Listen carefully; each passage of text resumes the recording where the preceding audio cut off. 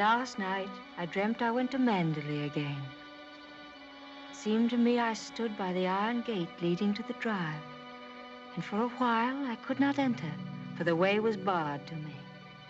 Then, like all dreamers, I was possessed of a sudden with supernatural powers and passed like a spirit through the barrier before me. The drive wound away in front of me, twisting and turning as it had always done. But as I advanced, I was aware that a change had come upon it. Nature had come into her own again, and little by little had encroached upon the drive with long, tenacious fingers.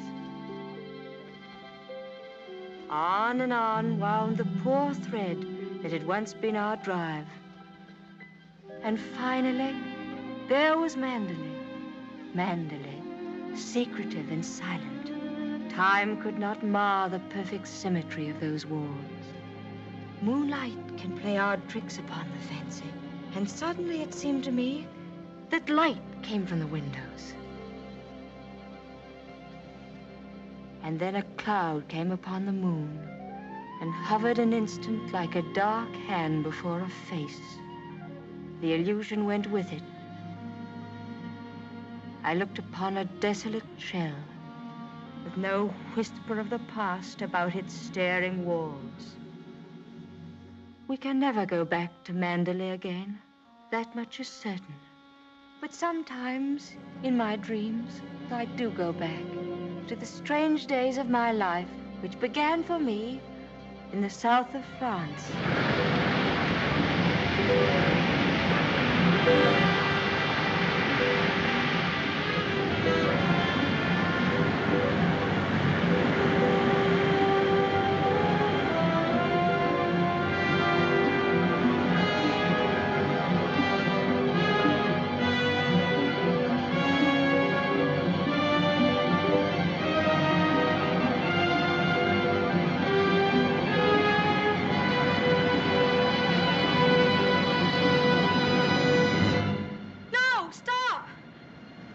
What the devil are you shouting about?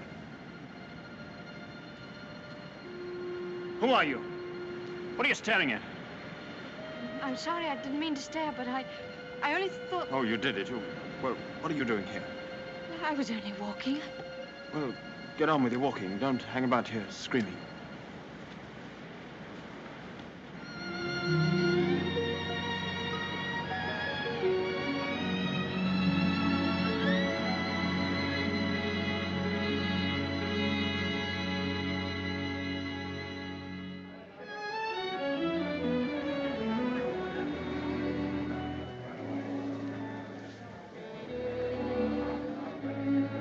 I'll never come to Monte Carlo out of season again. Not a single well-known personality in the hotel.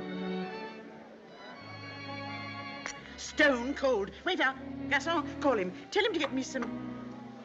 Why, it's Max de Winter. How do you do?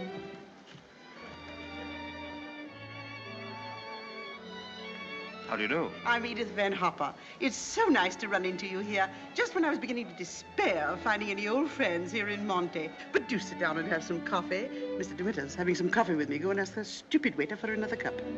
I'm afraid I must contradict you. You shall both have coffee with me. Garçon, let me see. Coffee, please. Cigarette? No, thank you. You know, I recognized you just as soon as you came in, though I haven't seen you since that night at the casino at Palm Beach. Perhaps you don't remember an old woman like me. Are you playing the tables much here at Monte? No, I'm afraid that sort of thing ceased to amuse me years ago. I can well understand that. As for me, if I had a home like Manderley, I should certainly never come to Monte.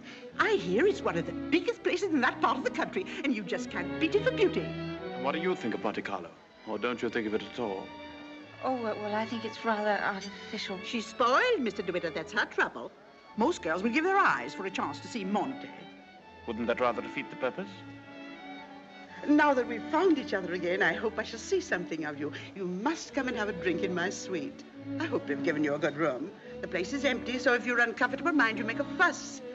Your valet is unpacked for you, I suppose. I'm afraid I don't possess one. Perhaps you'd like to do it for me. Well, I hardly think... perhaps you could make yourself useful to Mr. DeWitt if he wants anything done. You're a capable child in many ways. That's a charming suggestion, but I'm afraid I cling to the old motto. He travels fastest who travels alone. Perhaps you've not heard of it. Good night. What do you make of that?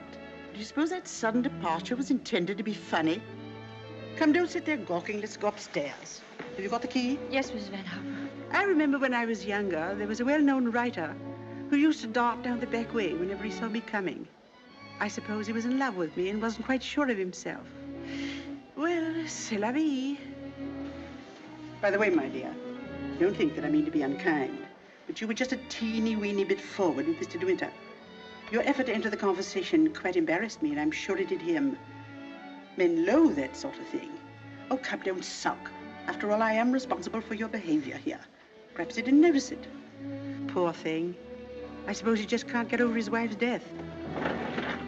They say he simply adored her.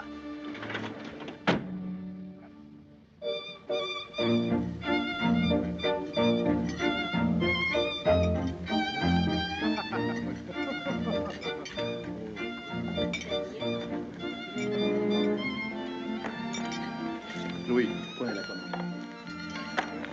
Oh, how awkward of me. What a stupid thing to do. Oh, I'm so sorry. Please don't bother. It doesn't really matter. Oh, leave that, leave that. Go and lay another place at my table. Mademoiselle will have lunch with me. Oh, but I couldn't possibly. Why not? Oh, well, please don't be polite.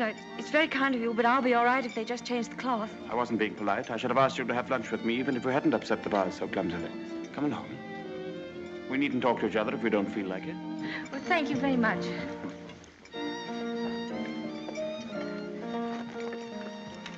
Oh, I'll just have some scrambled eggs. Oui, mademoiselle. What's happened to your friend? Oh, she's ill in bed with a cold.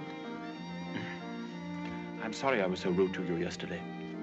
The only excuse I can offer is that I've become boorish through living alone. You weren't really. You simply wanted to be alone and... Tell me, is Mrs. Van Hopper a friend of yours or just a relation? No, she's my employer. I'm what is known as a paid companion. I didn't know companionship could be bought. I looked up the word companion in the dictionary once. It said, a friend of the bosom. I don't envy you the privilege. Well, she's very kind, really, and I have to earn my living. Haven't you any family? No, my mother died years and years ago, and then there was only my father, and he died last summer. And then I took this job. How rotten for you. Yes, it was rather, because, you see, we got on so well together. You and your father? Yes, he was a lovely person, very unusual. What was he? A painter. Ah, was he a good one?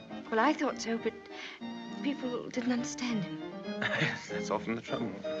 He painted trees. At least it was one tree. You mean you painted the same tree over and over again? Yes, you see, he had a theory that if you should find one perfect thing or place or person, you should stick to it. Do you think that's very silly? Not at all. I'm a firm believer in that myself. And what did you find to do with yourself while he was painting his tree? Well, I sat with him and I sketched a little. I don't do it very well, though. Oh, you're going sketching this afternoon? Yes. Where? I haven't made up my mind. I'll drive you somewhere in the car. Oh, no, please, I didn't mean... Oh, nonsense. Finish up that mess and we'll get along. Thank you, it's very kind of you, but I'm not very hungry. Oh, come on, eat it up like a good girl.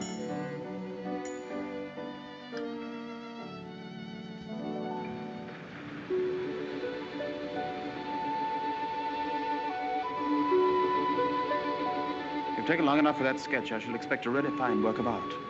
Oh, no, don't look at it. It's not nearly good enough. But it can't be as bad as all that. Now, don't rub it all out. Let me see it first.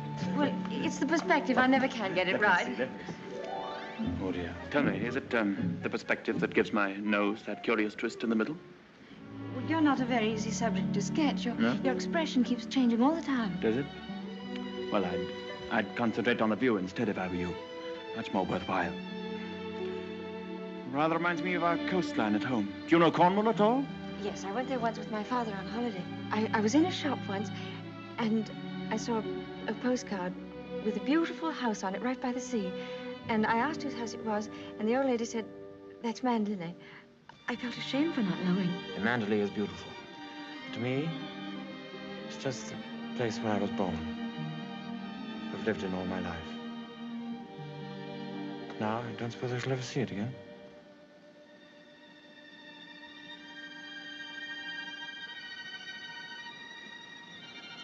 We're lucky not to be home during the bad weather, aren't we?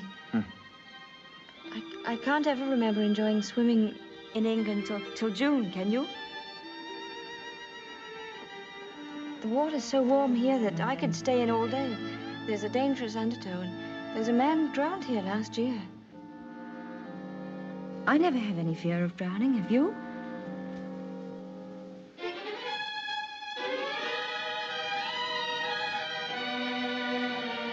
Come, I'll take you home.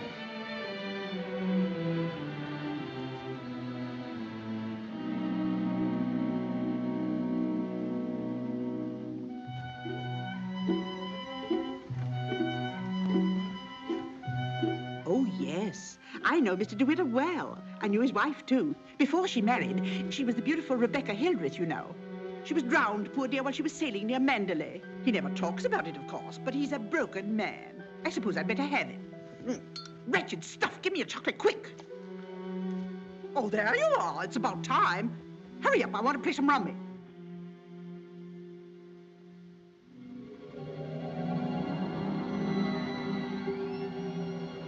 She was the beautiful Rebecca Hildreth, you know. They say he simply adored her. She was the beautiful Rebecca Hildreth, you know. I suppose he just can't get over his wife's death. She was the beautiful Rebecca Hildreth, you know. But he's a broken man. Bonjour. Well, where are you going? Oh, I thought I'd take a tennis lesson. I see. I suppose you've had a look at the pro, and he's desperately handsome, and you've conceived a schoolgirl crush on him. All right, go ahead, make the most of it. Off duty? Oh, yes, Mrs. Van Hopper's cold's turned into flu, so she's got a trained nurse. I'm sorry for the nurse. You keen on tennis? No, not particularly. That's good. We'll go for a drive.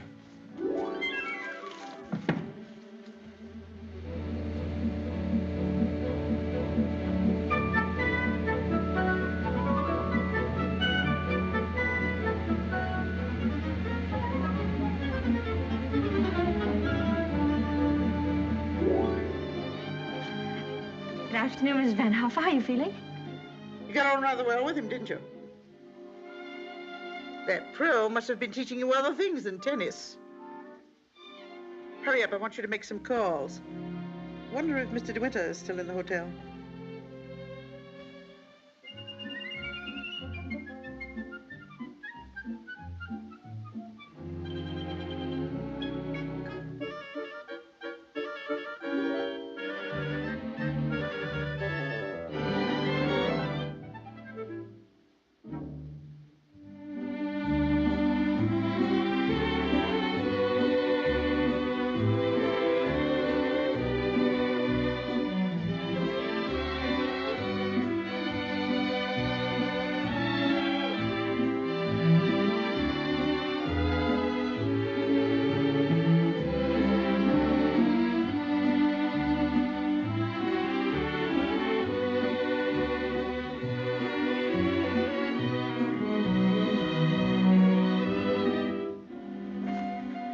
May I go now? For the number of lessons you've had, you ought to be ready for Wimbledon. But this will be your last, so make the most of it. Trouble is, with me laid up like this, you haven't had enough to do. But I'm getting rid of that nurse today, and from now on, you'll stick to your job. Yes, Mrs. Van Hopper. Nurse, Yes, Miss Van Hopper? are you absolutely sure you left those messages for Mr. De Winter? Why, yes, madame. I simply can't believe it. He would most certainly have called me back. Oh, well, poor boy. I simply hate to see him so alone.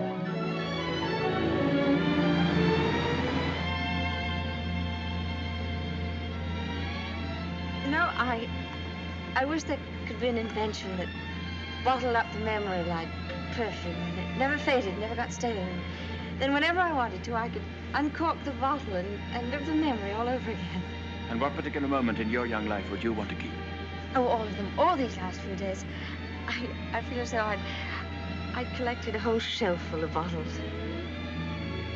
Sometimes, you know, those little bottles contain demons that have a way of popping out at you just as you're trying most desperately to forget.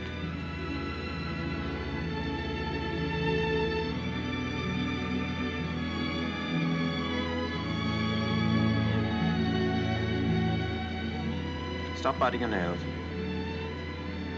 Oh, I wish I were a woman of 36, dressed in black satin with a string of pearls. You wouldn't be here with me if you were. Would you please tell me, Mr. De Winter, why you asked me to come out with you? Oh, it's obvious that you want to be kind, but why do you choose me for your charity?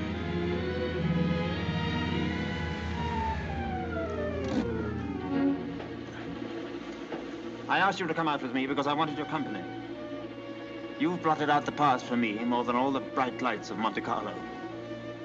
But if you think I just asked you out of kindness or charity, you can leave the car now and find your own way home. Go on, open the door and get out.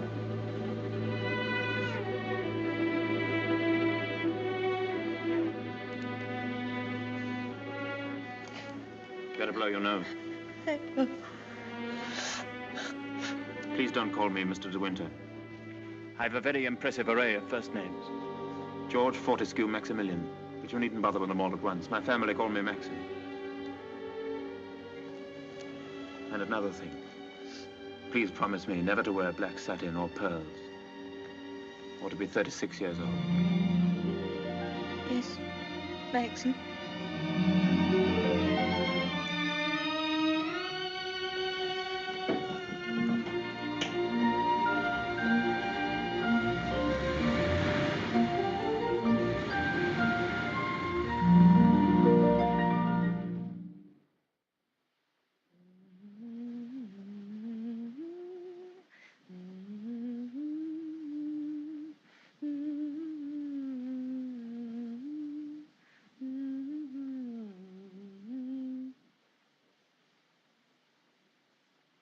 For the love of Pete, come here. What do you think? My daughter's engaged to be married. Oh, really? How nice. We must leave for New York at once. Get reservations on the Aquitania, and we'll take the 12:30 train for Cherbourg. Hurry up and get in a maid to help with the packing. We've no time to waste. Go on and don't dawdle. Mr. De Winter, please. Oh, he's gone out riding. He won't be back till noon. Oh. Well, give me the porter, please.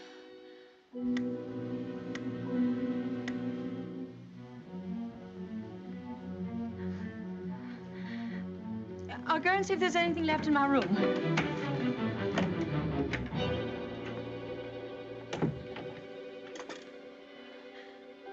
Has Mr. De Winter come in yet? Oh, he has. Would you connect me, please?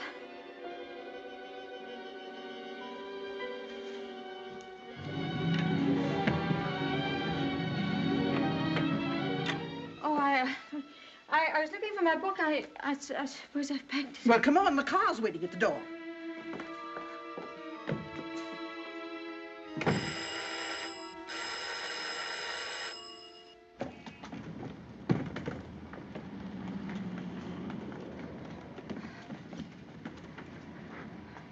I'd like to leave a forwarding address if they happen to find that book. Would you ring Mr. De Winter, please? Yes, madame. 182.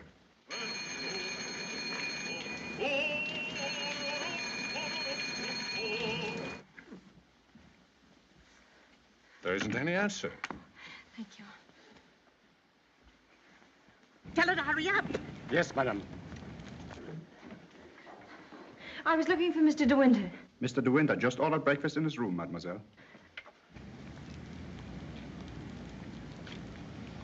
Come in.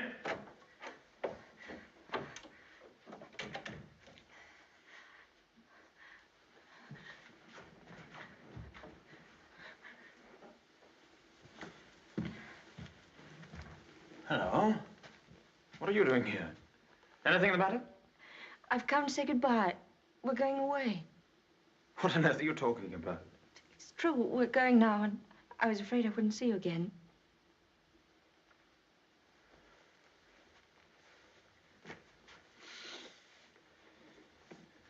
Where's she taking you to? New York. I don't want to go. I shall hate it. I shall be miserable.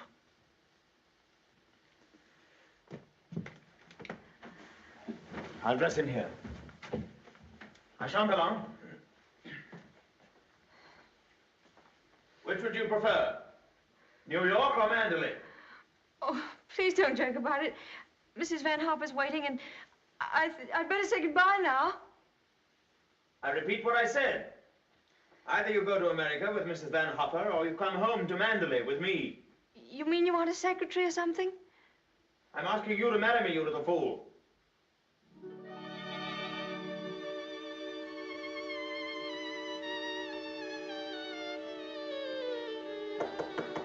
Come in. Is that my food? I'm famished. I didn't have any breakfast.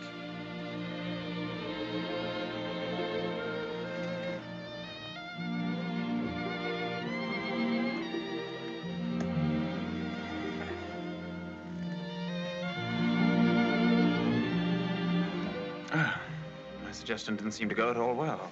Sorry. Oh, but you don't understand. It's that well, I'm not the sort of person men marry. What on earth do you mean? I don't belong in your sort of world, for one thing. Well, what is my sort of world? Oh, well, Mandolin, you know what I mean. Well, I'm the best judge of whether you belong there or not. Of course, if you don't love me, that's a different thing. Fine blow to my conceit, that's all. Oh, I do love you. I love you most dreadfully. I've been crying all morning because I thought I'd never see you again.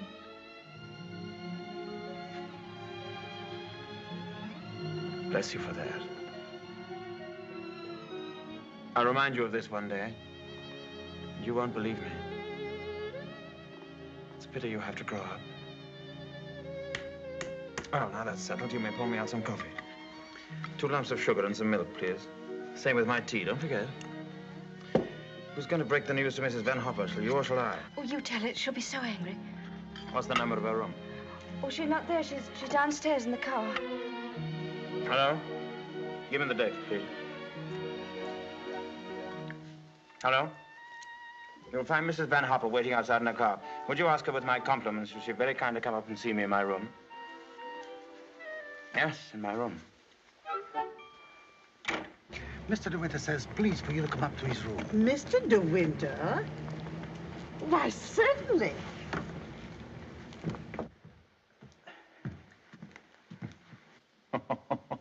This isn't at all your idea of a proposal, is it? It should be in a conservatory. You in a white frock with a red rose in your hand, and a violin playing in the distance, and I should be making violent love to you behind a palm tree. Poor darling. Never mind. Oh, I don't mind. Don't worry, don't worry. You won't have to say a word. I'm so glad you called me, Mr. De Winter. I was making a hasty departure. It was so rude of me not to let you know. But a cable came this morning announcing that my daughter is engaged to be married. That's rather a coincidence, Mrs. Van Hopper.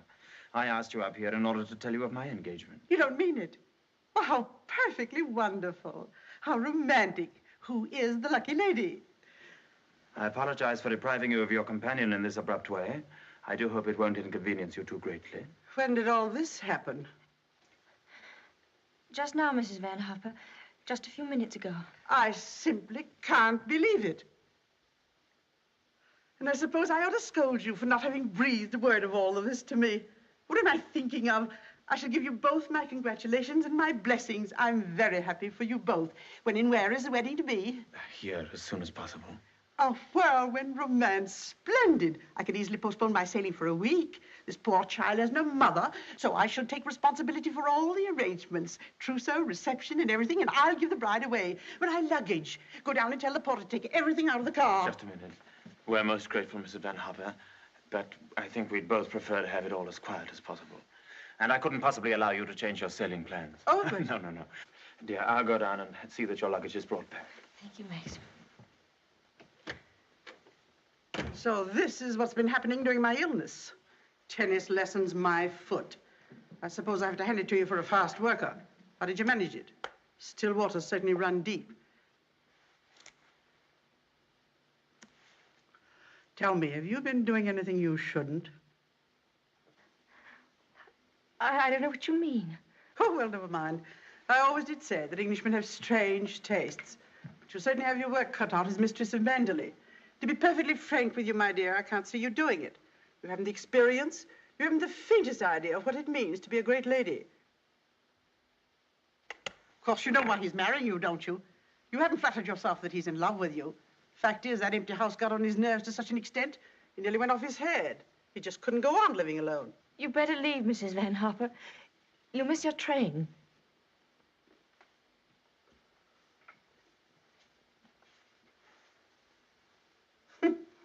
Mrs. De Winter. Goodbye, my dear, and good luck.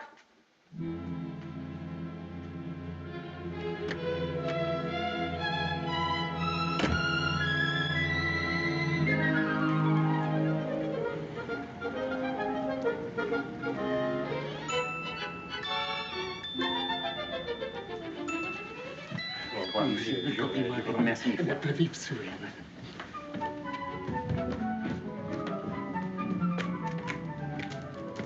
Monsieur, vous avez oublié votre carnet de mariage. Oh, What did he say? he says I've forgotten the proof that we're married. Oh, good heavens.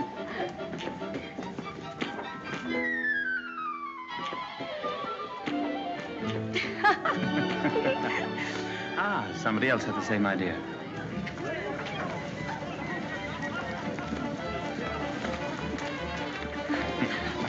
Isn't she sweet? Yes. You'd have liked a bridal veil, wouldn't you? Or at least... Madame, combien ça fait? Ah, tu le tout, oui. Je vous remercie. Yes. Yes.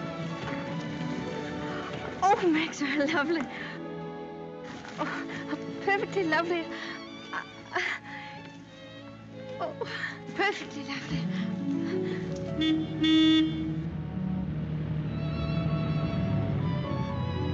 Welcome home, Mr. De Winter.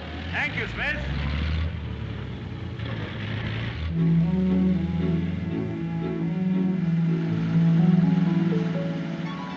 Cold, darling? Yes, just a little bit. There's no need to be frightened, you know. Just be yourself and they'll all adore you.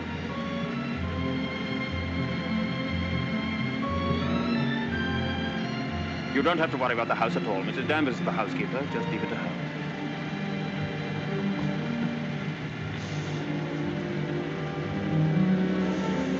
Hello. Starting to rain. Better hurry up. Here, have this. Put it over your head. Thank you.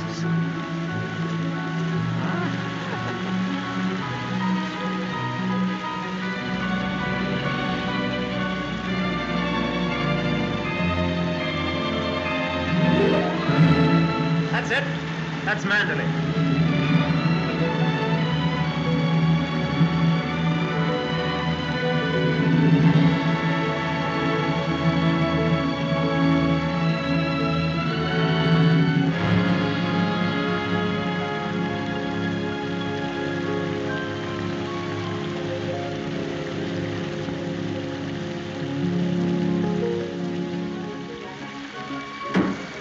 Here we are, Frith. Everybody well? Yes, thank you, sir. We're glad to see you home, sir. This is Mrs. De Winter, Frith. How do you do?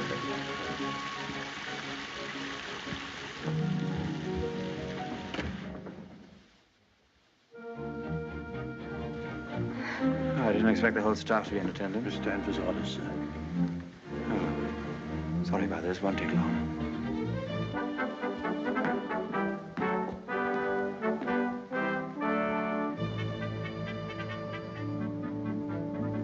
This is Mrs. Danvers. How do you do? How do you do? I have everything in readiness for you. That's very good of you. I didn't expect anything.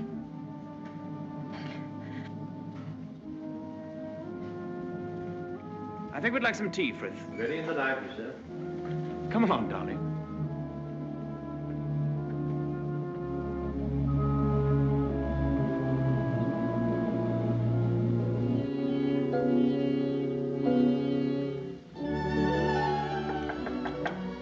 Oh, Maxim, come in. Oh, good evening, Mrs. Danvers. Good evening, madam.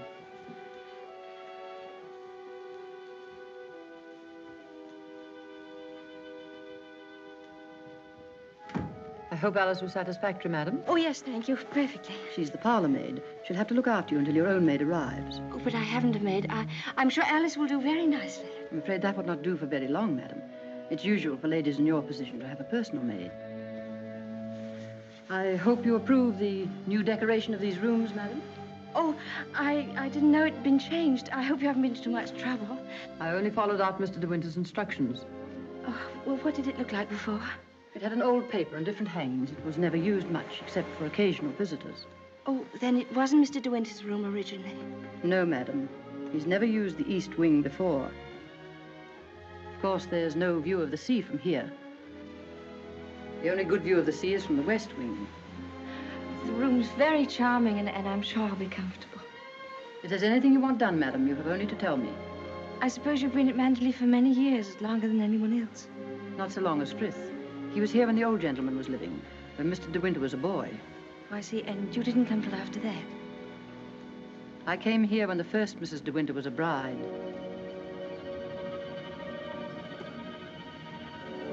Mrs. Danvers, I do hope we'll be friends. You must be patient with me.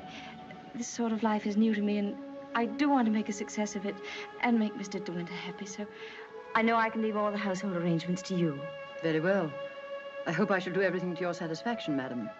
I've managed the house since Mrs. De Winter's death, and Mr. De Winter has never complained.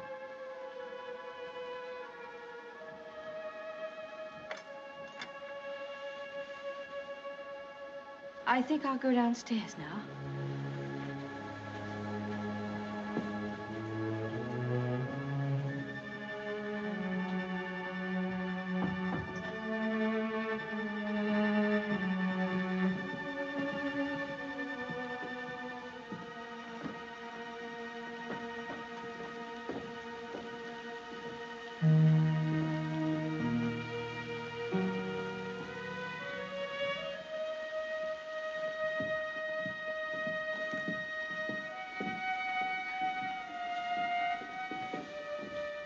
That room in the west wing I was telling you about is there through that door.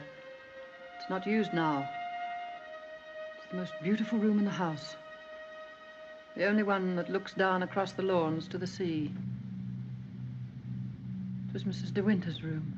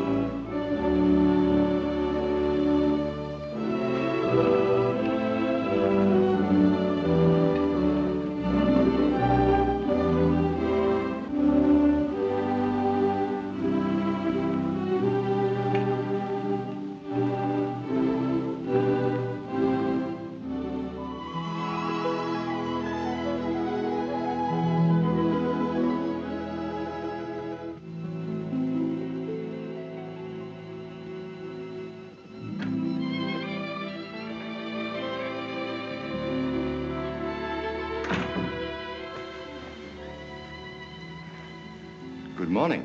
Good morning. You're Mrs. De Winter, aren't you? Yes. My name's Crawley.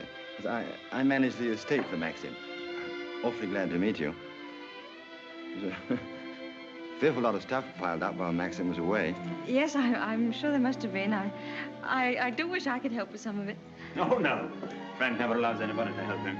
He's like an old mother hen with his bills and rents and taxes. Come on, Frank, we must go over these estimates. I'll get my papers. You'll find quantities of breakfast over there, but you must eat it all or cook will be mortally offended. Well, I'll do my best, Maxim. I have to go over the place with Frank just to make sure that he hasn't lost any of it. You'll be all right, won't you? Mm-hmm. Getting acquainted with your new home. Have a look at the Times. There's a thrilling article on what's the matter with English cricket. Oh, yes. My sister Beatrice and her husband, Giles Lacey, have invited themselves over for lunch. Today? Yes. I suppose the old girl can't wait to look you over. You'll find her very direct. If she doesn't like you, she'll probably tell you so to your face. Don't worry, darling. I'll be back in time to protect you from her. Goodbye, darling. Goodbye, Maxim. Goodbye. Goodbye.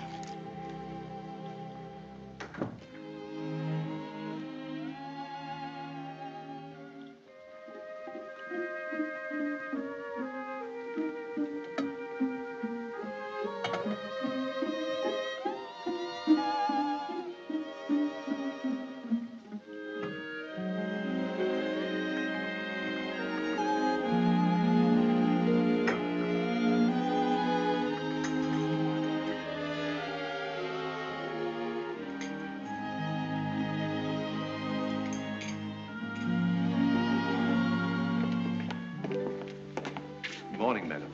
Good morning, Frith.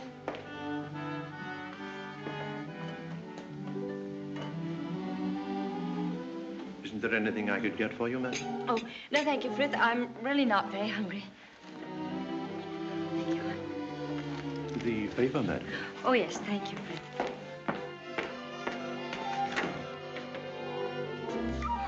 Madam. I slipped.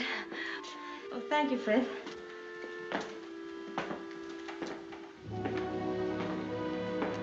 It's big, isn't it? Yes, madam. Mandalay is a big place. This was the banquet hall in the old days. It is still used on great occasions, such as a big dinner or a ball. And the public is admitted here, you know, once a week. That's nice.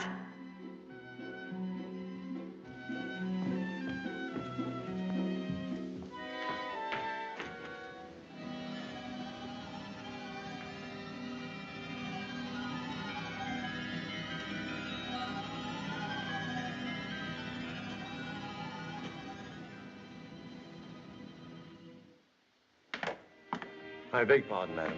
I'm afraid the fire is not usually lit in the library until the afternoon, but you'll find one in the morning room. Of course, if you wish this fire lit now, madam. Oh, no, Frith, I wouldn't dream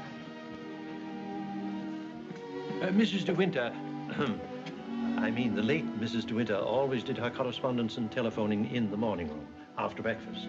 Thank you, Frith.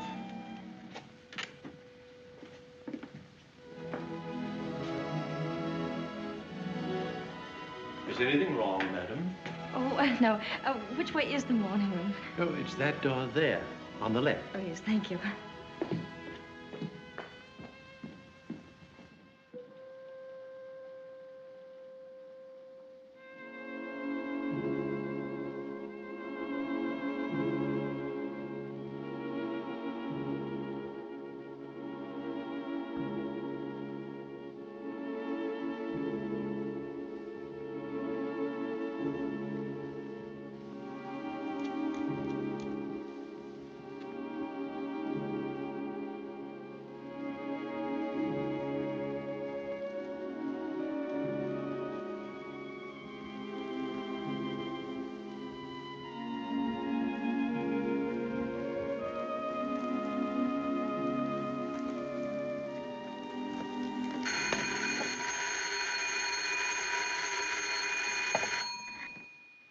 Mrs. De Winter? Oh, I'm afraid you've made a mistake. Mrs. De Winter's been dead for over a year. Oh, I mean... Oh. That was the house telephone, madam. Probably the head gardener wishing instructions. Did you want to see me, Mrs. Danvers? Mr. De Winter informed me that his sister, Mrs. Lacey, and Major Lacey are expected for luncheon. I'd like to know if you approve of the menu. Oh, well, I'm sure it's very suitable, very nice indeed. You'll notice, madam, that I've left a blank space for the sauce. Mrs. De Winter was most particular about sauces. Let's have whatever you think that Mrs. De Winter would have ordered. Thank you, madam. When you've finished your letters, Robert will take them to the post. My letters? Oh, yes, of course. Thank you, Mrs. Danvers.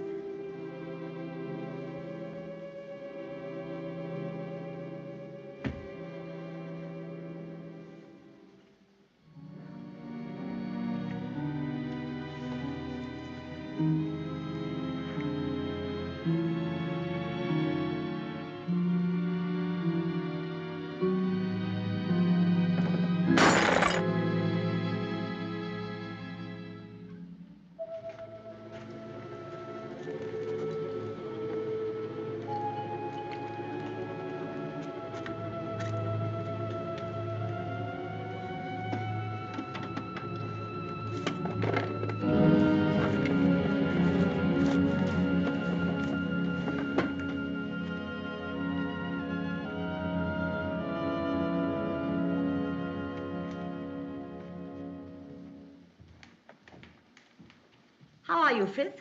Good morning, Mrs. Lacey. Where's Mr. De Winter? I believe he went down to the farm with Mr. Crawley. How tiresome of him not to be here when we arrive, and how typical.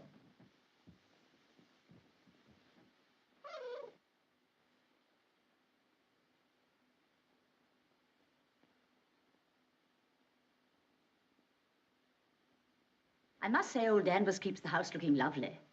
She certainly learnt that trick of arranging flowers from Rebecca. I wonder how she likes it now, being ordered about by an ex-chorus girl.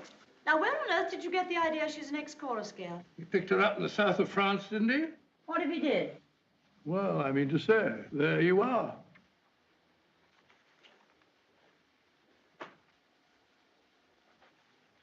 How do you do? I'm Maxim's wife. How do you do? Well, I must say you're quite different from what I expected. Oh, but Cecilia, she's exactly what I told you she'd be. Well, how do you like Mandela? Very beautiful, isn't it? And how do you get along with Mrs. Danvers? Well, I've never met anyone quite like her before. You mean she scares you? She's not exactly an oil painting, is she? Giles, you're very much in the way here. Go somewhere else. Well, I'll try and find Maxim, shall I? Giles? I didn't mean to say anything against Mrs. Danvers. Oh, there's no need for you to be frightened of her. But I shouldn't have any more to do with her than you can help. Shall we sit down? Oh, yes, please. You see, she's bound to be insanely jealous at first. And she must resent you bitterly. Why should she? Don't you know? I should have thought Maxine would have told you. She simply adored Rebecca.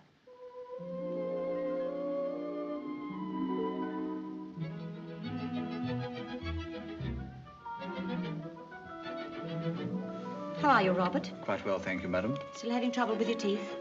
Unfortunately, yes, madam. You should have them out. All of them. Wretched nuisances, teeth. Thank you, madam. What a plateful. Do you hunt? No, I don't. I'm afraid I don't even ride. Oh, have to ride down here. We all do.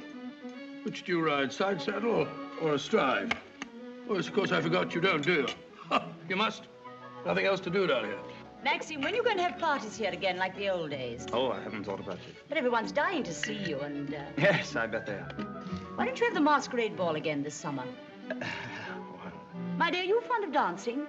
Well, I love it, but I'm not very good at it. Do you rumble? I've never tried. You must teach me. I say, well, I'm trying to find out exactly what your wife does do. She sketches a little. Sketches? Well, not this modern stuff, I hope. You know, portrait of a lampshade upside down to represent a soul in torment. Don't sail, do you? No, I don't. Thank goodness for that. Huh?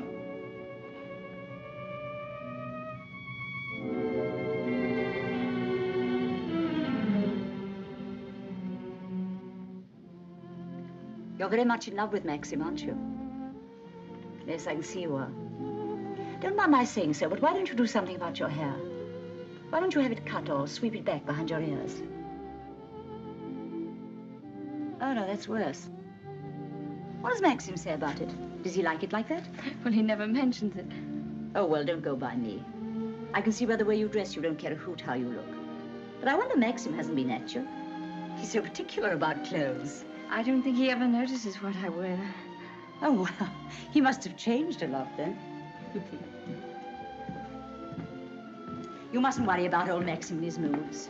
One never knows what goes on in that quiet mind of his. Often he gets into a terrible rage. And when he does... But I don't suppose he'll lose his temper with you. You seem such a placid little thing. Come on, old girl. We've got to go on the first tee at 3 o'clock. All right, I'm coming. Well, goodbye, Maxim, old boy. Goodbye, Giles. Thanks for coming, old boy. Goodbye, my dear. Forgive me for asking you so many rude questions. We both really hope you'll be very happy. Thank you, Beatrice. Thank you very much. And I must congratulate you upon the way Maxim looks. We were very worried about him this time last year. But then, of course, you know the whole story. Goodbye, Beatrice, darling. Goodbye, boy. Yes, there is.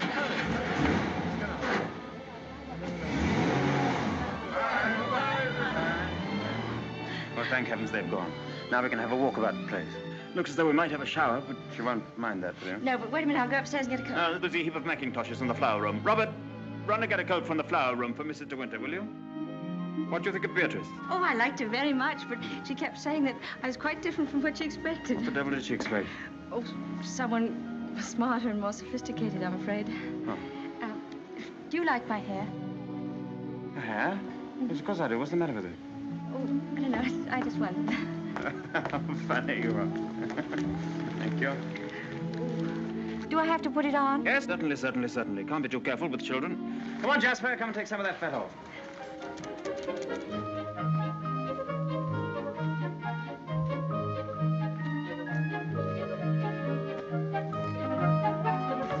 Jasper!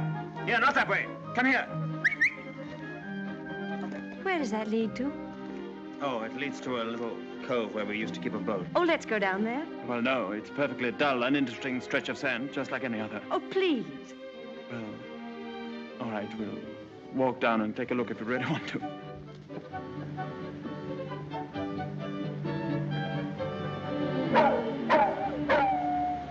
That's Jasper.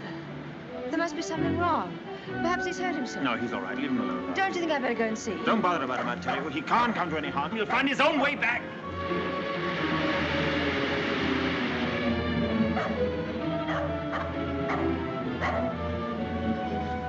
Jasper! Jasper! Oh, there you are.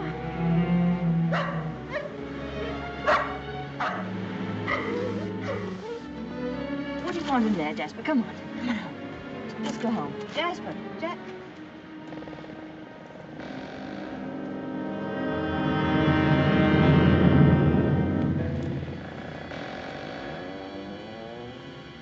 Oh. I didn't know that there was anybody. I know that dog. He comes for the house. He ain't yourn. No, he's Mr. De Winter's dog. Have you anything I could tie him with?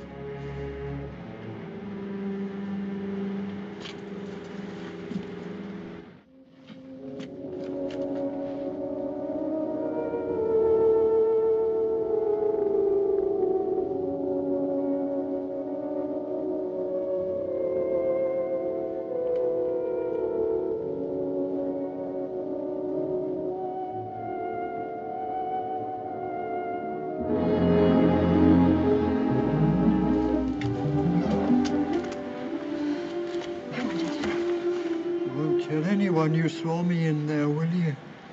Don't you belong on the estate? I wasn't doing nothing. I was just putting my shells away. She's gone in the sea, ain't she? She'll never come back no more. No, she'll never come back. Come on, Jasper.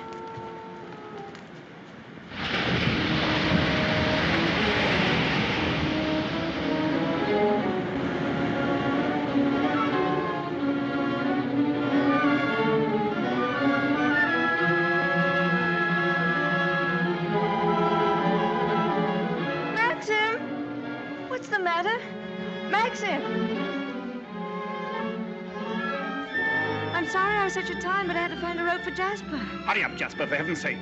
Please wait for me. Maxim, what is it? You look so angry. You know I didn't want you to go there, but you deliberately went. Why not? There was only a cottage down there and a strange man who was... You didn't go into the cottage, did you?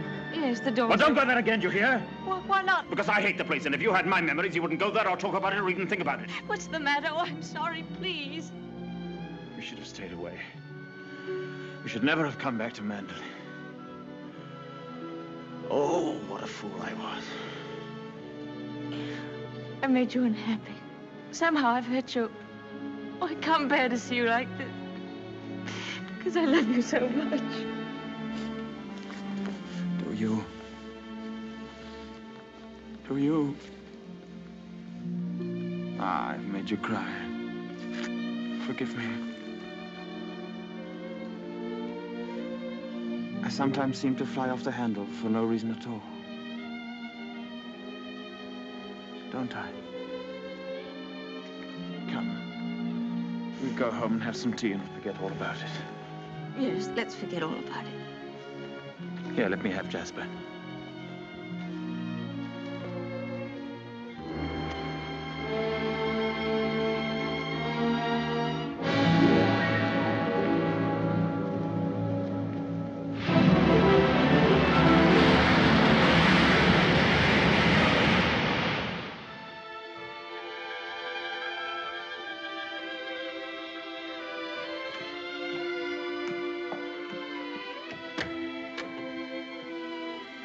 Hello, come in. Oh, please don't get up, Mr. Crawley. I was just wondering if you meant what you said the other day about showing me the run of things. Of course I did. What are you doing now? Notifying all the tenants in the celebration of Maxim's return with his bride, this week's rent will be free. Oh, was that Maxim's idea? Oh, yes. All the servants get an extra week's wages, too. Oh, he didn't tell me. Oh, can't I help you? I could at least lick the stamps. Well, that's terribly nice of you. Won't you sit down? Oh, yes, thank you.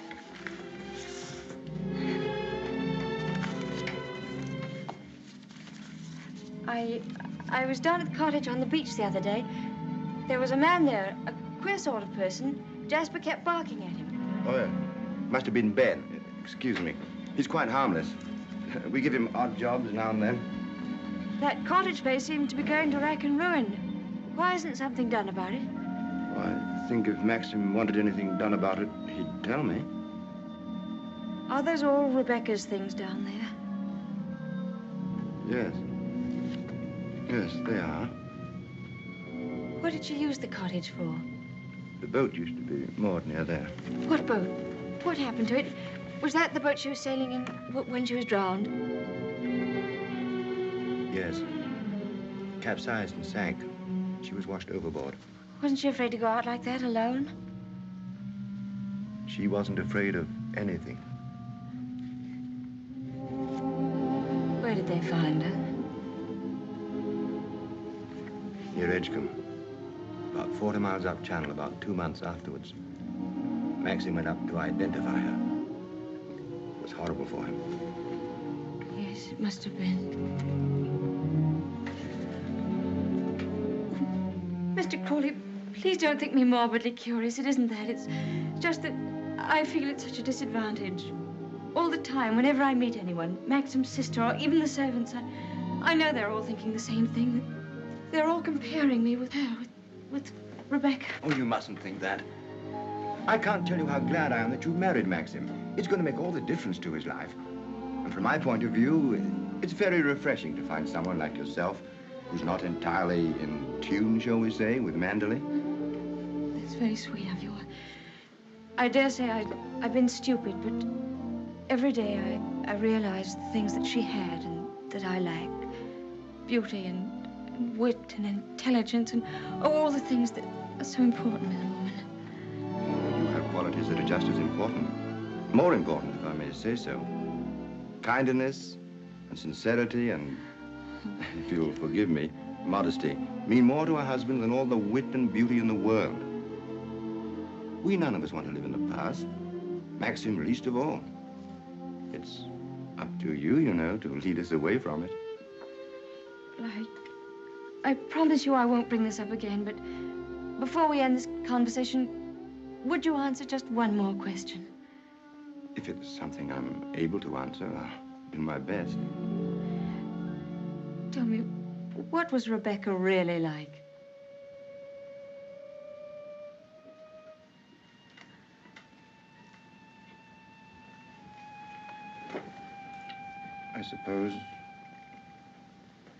I suppose she was the most beautiful creature I ever saw.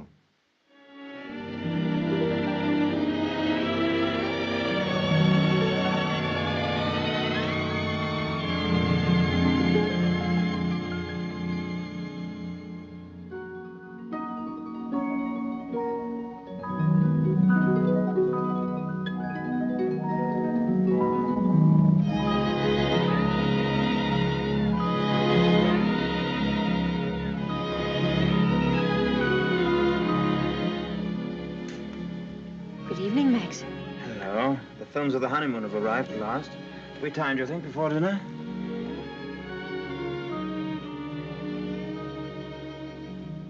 What on earth have you done to yourself? Oh, nothing. I just ordered a new dress from London. I hope you don't mind. Oh, no. Well, do you think there's something's right for you? Doesn't seem your type at all. Oh, I thought you'd like it. And what, are you done to your hair? Oh, I see. Oh, dear, oh, dear, oh, dear. I'm sorry. You look lovely, lovely. And it's very nice for a change. Shall we see these pictures? Yes, I'd love to see them.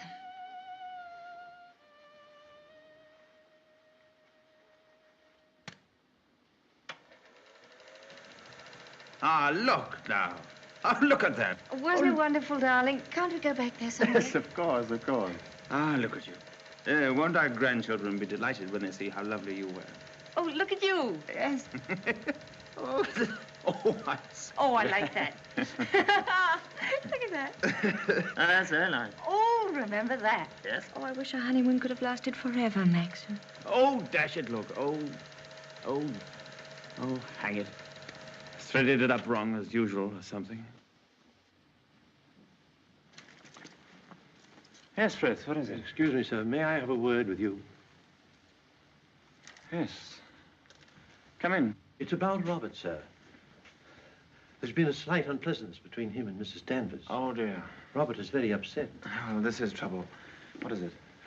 It appears that Mrs. Danvers has accused Robert of stealing a valuable ornament from the morning room. Robert denies the accusation most emphatically, sir. What was the thing, anyway? China Cupid, sir. Oh, dear, that's one of our treasures, isn't it? Well, tell Mrs. Danvers to get to the bottom of it somehow and tell her I'm sure it wasn't Robert. Very good, sir. Why do they come to me with these things? That's your job, sweetheart. Maxim, I wanted to tell you, but, well, I forgot. Fact is, I broke the China Cupid. You broke it? Now, why on earth didn't you say something about it when Frith was here? I don't know. I didn't like to. I was afraid he'd think me a fool. Well, you think you're much more of a fool now. You'll have to explain to him and Mrs. Danvers. Oh, no, Maxim, you do it. I'll go upstairs. Don't be such a little idiot, darling. Anybody would think you were afraid of them. It's all a mistake, Mrs. Danvers. Apparently, Mrs. De Winter broke the cupid herself and forgot to say anything about it. I'm so sorry. I never thought that I'd get Robert into trouble. Is it possible to repair the ornament, madam? No, I'm afraid it isn't. It was smashed into pieces. What did you do with the pieces? Well, I put them at the back of one of the drawers in the writing desk. Well, it looks as though Mrs. De Winter were afraid you were going to put her in prison, doesn't it, Mrs. Danvers? Well, never mind. Do what you can to find the pieces, see if they can be mended, and above all, tell Robert to dry his tears. I shall apologize to Robert, of course. Perhaps if such a thing happens again, Mrs. De Winter will tell me personally. Yes, yes, all right. Thank you, Mrs. Danvers.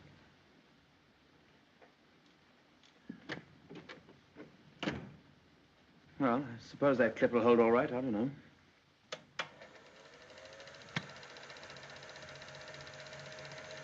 I'm awfully sorry, darling. It was very careless of me. Mrs. Danvers must be furious with me. Oh, hang Mrs. Danvers. Why on earth should you be frightened of her? Behave more like a upstairs maid or something. Not like the mistress of the house at all. Yes, I know I do. But I feel so uncomfortable. I try my best every day, but it's very difficult with people looking me up and down as if I were a prize cow. Well, what does it matter if they do? You must remember that life at Mandel is the only thing that interests anybody down here. What a slap in the eye I must have been to them then. I suppose that's why you married me. Because you knew I was dull and gauche and inexperienced, and there could never be any gossip about me. Gossip? What do you mean? I don't know. I just said it for something to say. Don't look at me like that. Maxim, what's the matter? What have I said?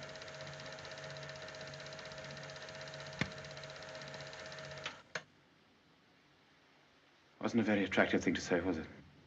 No. It was rude, hateful.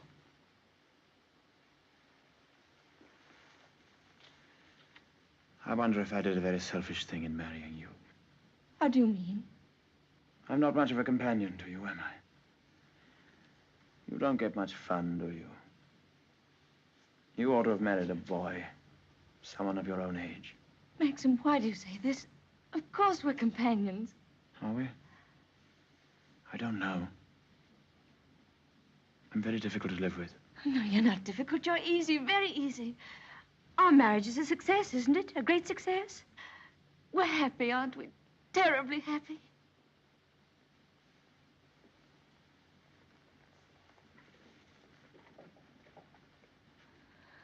If you don't think we are happy, it would be much better if you didn't pretend. I'll go away. Why don't you answer me? How can I answer you when I don't know the answer myself? If you say we're happy, let's leave it at that. Happiness is something I know nothing about.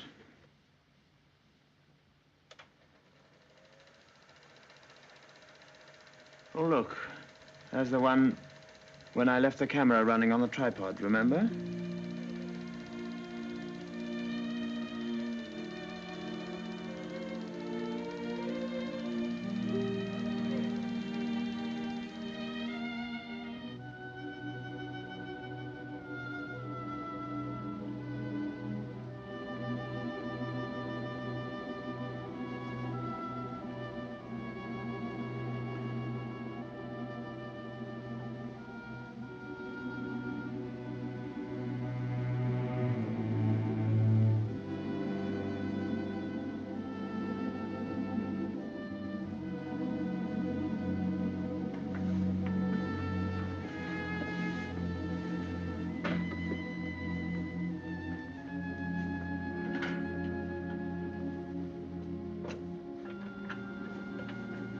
Pardon me, madam. Is there anything I can do for you?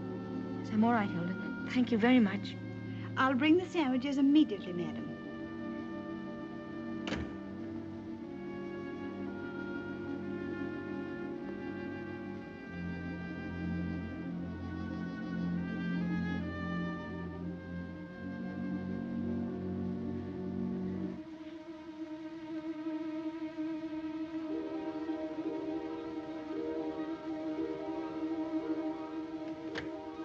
Hilda, Yes, madam?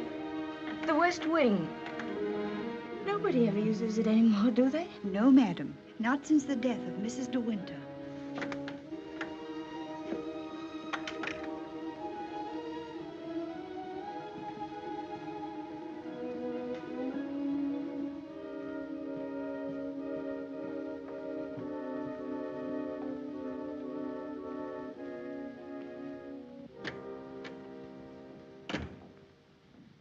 Come along, Mr. Jack, or someone may see you. Well, Danny, old Harvey, it's been good to see you again. It's been simply breathless to pick up all the news. I really don't think it's wise for you to come here, Mr. Jack. Jasper, come here. Oh, nonsense, nonsense. It's just like coming back home. Quiet, Mr. Jack. Yes, and we must be careful not to shock Cinderella, mustn't we? She's in the morning room. If you leave through the garden door, she won't see you. I must say I feel a little like the poor relation sneaking around through back doors. Well, toodaloo, Danny. Goodbye, Mr. Jack. And please be careful.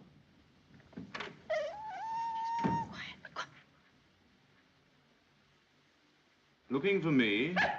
Oh, I didn't make you jump, did I? No, of course not. I didn't quite know who it was. Yes. You're pleased to see me, aren't you, old boy? I'm glad there's someone in the family to welcome me back to Manderley. And, how is dear old Max? Very well, thank you. I hear he went up to London, left his little bride all alone. It's too bad. Isn't he rather afraid that somebody might come down and carry you off? Danny, all your precautions were in vain. The mistress of the house was hiding behind the door. Oh, what about presenting me to the bride? This is Mr. Favell, madam. How do you do? How do you do? Well, won't you have some tea or something? Well, now, isn't that a charming invitation? I've been asked to stay to tea, Danny, and I have a good mind to accept. Oh, well, perhaps you're right. Pity, just we're getting on so nicely. We mustn't lead the young bride astray, must we, Jasper? Goodbye. It's been fun meeting you. Oh, and by the way, it would be very decent of you if you didn't mention this little visit to your revered husband.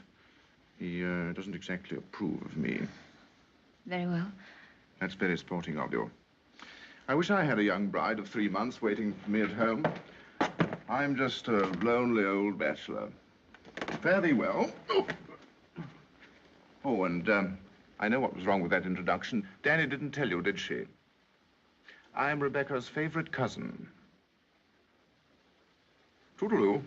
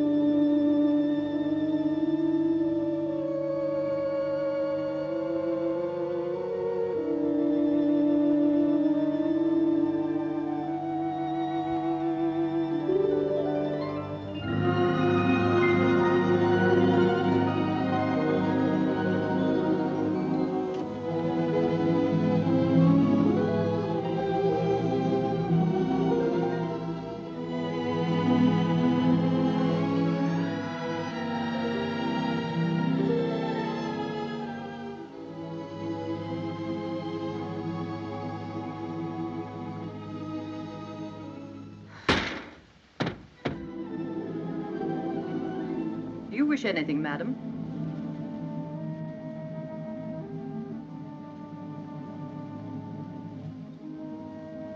I didn't expect to see you, Mrs. Danvers. I noticed that the window wasn't closed, and I came up to see if I could fasten it. Why did you say that? I closed it before I left the room. You opened it yourself, didn't you? You've always wanted to see this room, haven't you, madam? Why did you never ask me to show it to you? I was ready to show it to you every day.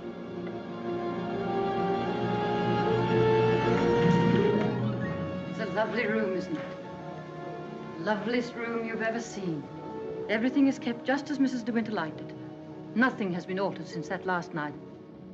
Come, I'll show you her dressing room. This is where I keep all her clothes. You would like to see them, wouldn't you?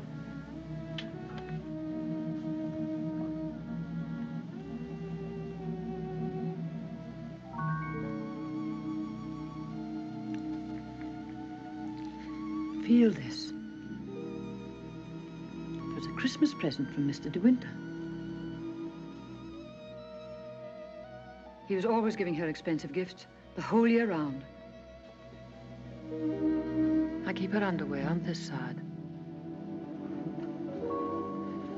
They were made specially for her by the nuns in the convent of St. Clair. I always used to wait up for her, no matter how late. Sometimes she and Mr. De Winter didn't come home until dawn. While she was undressing, she'd tell me about the party she'd been to. She knew everyone that mattered. Everyone loved her.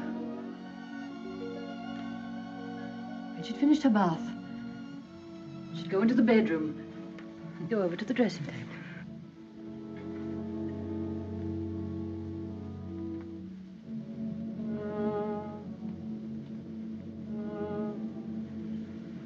Oh, you've moved her brush, haven't you? There, that's better. Just as she always laid it down. Come on, Danny. Hair drill, she would say.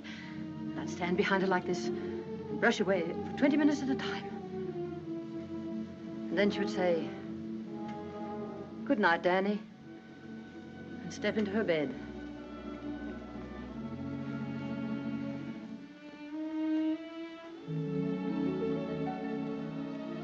I embroidered this case for her myself, and I keep it here always.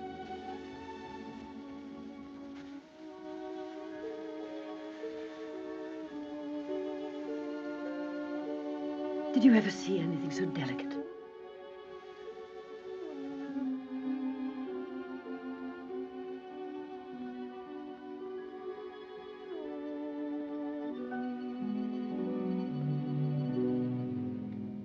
Look. You can see my hand through it.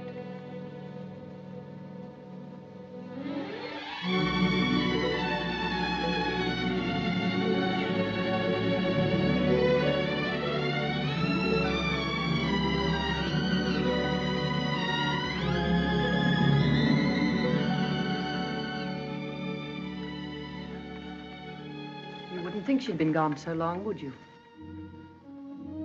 Sometimes when I walk along the corridor, I fancy I hear her just behind me. That quick, light step. I couldn't mistake it anywhere. It's not only in this room. It's in all the rooms in the house. I can almost hear it now. Do you think the dead come back and watch the living? I don't believe it. Sometimes. I wonder if she doesn't come back here to Manderley. Watch you and Mr. De Winter together. You look tired. Why don't you stay here a while and rest? And listen to the sea. So soothing. Listen to it.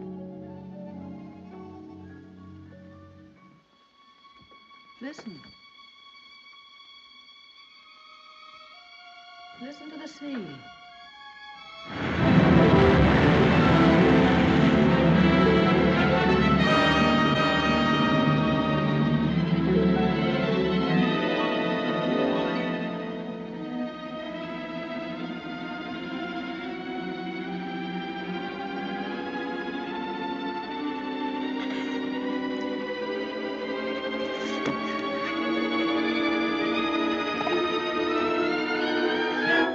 Mrs. Danvers I wish to see her immediately.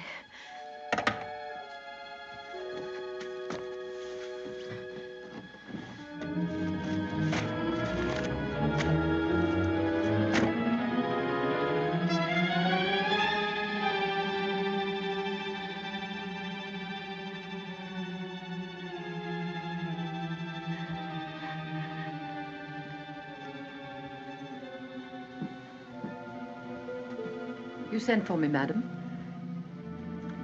Yes, Mrs. Danvers. I want you to get rid of all these things. But these are Mrs. De Winter's things. I am Mrs. De Winter now. Very well, I'll give the instructions. Just a moment, please. Mrs. Danvers, I intend to say nothing to Mr. De Winter about Mr. Favel's visit. In fact, I prefer to forget everything that happened this afternoon.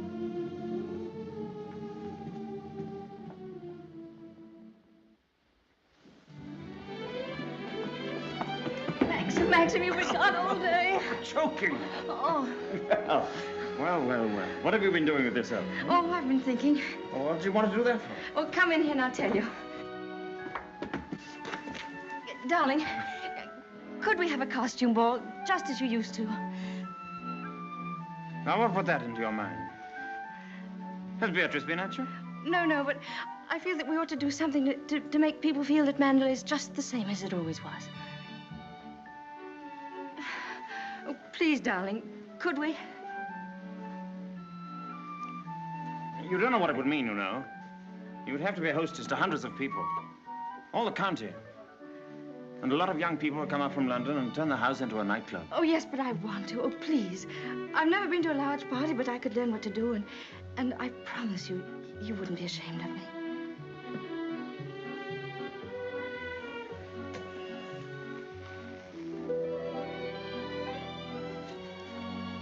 All right, if you think you'd enjoy it. You better get Mrs. Danvers to help you, hadn't you? No, I don't need Mrs. Danvers to help me. I can do it myself. All right, my sweet. Oh, thank you, darling. Thank you. Well, what do you go as? Oh, I never dress up. That's the one privilege I claim as the host. What will you be, Alice in Wonderland with that ribbon around your hair? No, I won't tell you. I'll design a costume all by myself and give you the surprise of your life.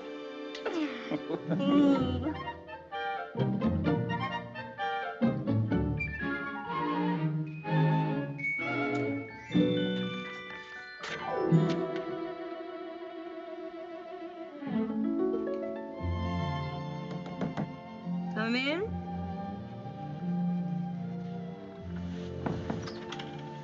Robert found these sketches in the library, madam. Did you intend throwing them away? Yes, Mrs. Danvers, I did. They were just some ideas I was sketching for my costume for the ball. Hasn't Mr. De Winter suggested anything? No, I want to surprise him. I don't want him to know anything about it. I merely thought that you might find a costume among the family portraits that would suit you. Oh, you mean those at the top of the stairs? I'll go and look at them.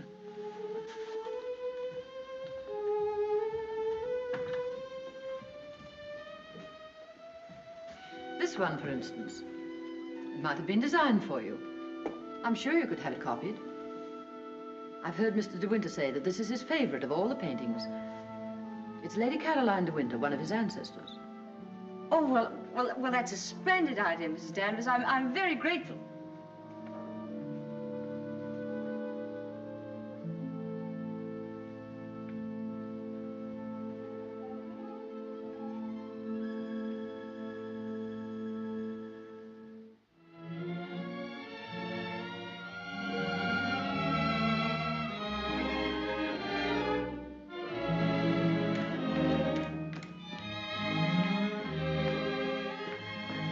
Everything under control, Frith?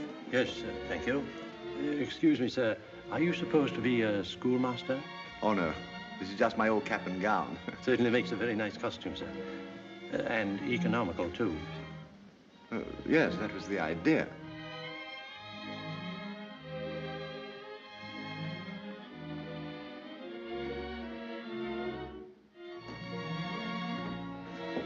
Evening, Robert. Not very good weather for the ball. No, sir. Very misty on the way, and very chilly. Oh, this wig's so tight they ought to have sent an aspirin with it. Hello. Oh. What's the idea, Adam and Eve? Oh, Maxim, don't be disgusting. Strong man, old man. Oh. Where's my weight thing? What thing? You haven't left it in the car, have you? Oh. Oh, there it is. You were the first one down? Yes. Where's the child? And she's keeping her costume a terrific secret. Wouldn't even let me into her room. Oh, lovely. I'll go up and give her a hand. I could do with a drink. Won't you catch cold in that thing? Don't be silly. Pure wool, old boy. Pardon me, sir. You forgot this.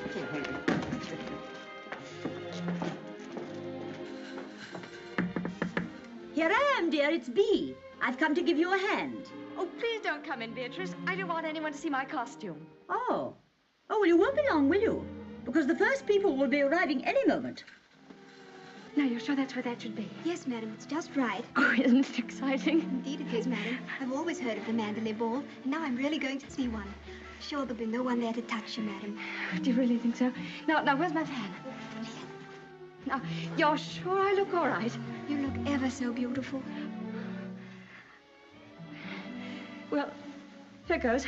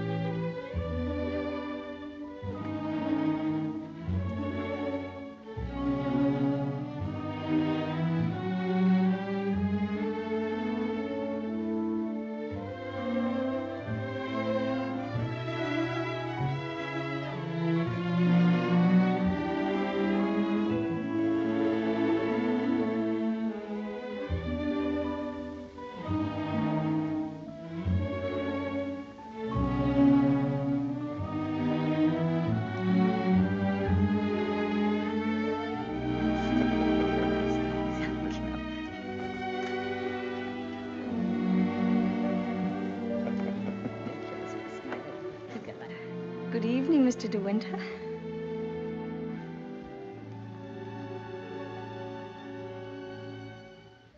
What the devil do you think you're doing? But it's the picture, the one in the gallery. What is it? What have I done? Go and take it off. Doesn't matter what you put on, anything will do. What are you standing there for? Didn't you hear what I said? Sir George and Lady Moore. Dudley Tennant, Admiral and Lady Burbank.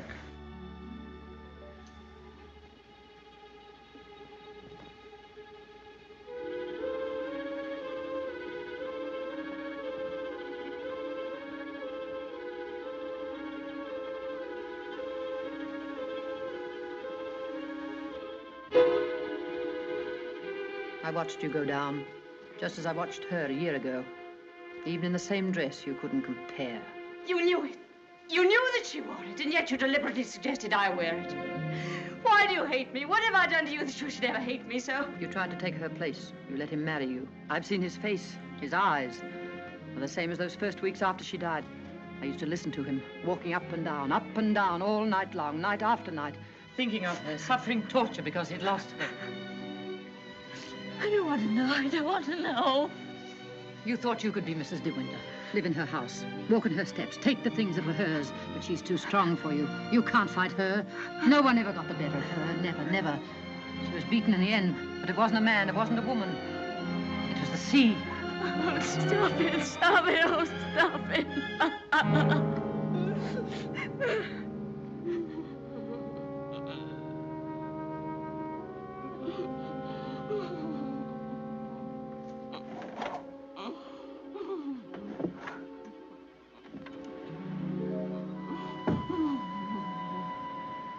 You're overwrought, madam. I've opened a window for you. A little air will do you good.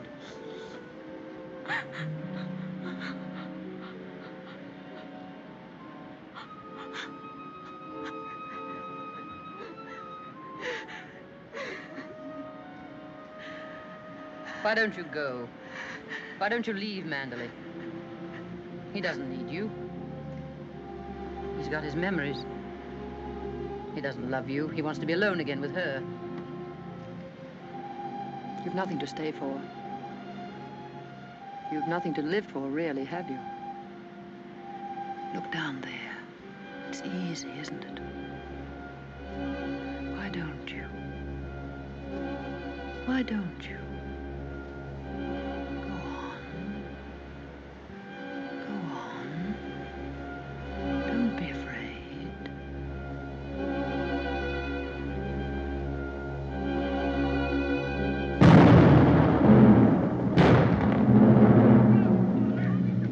Shipwreck!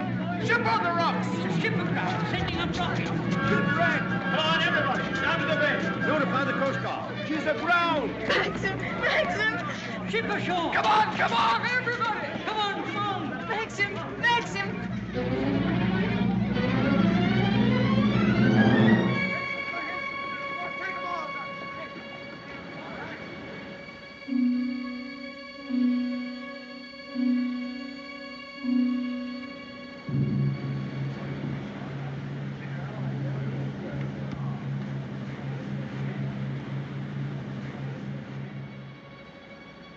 Oh!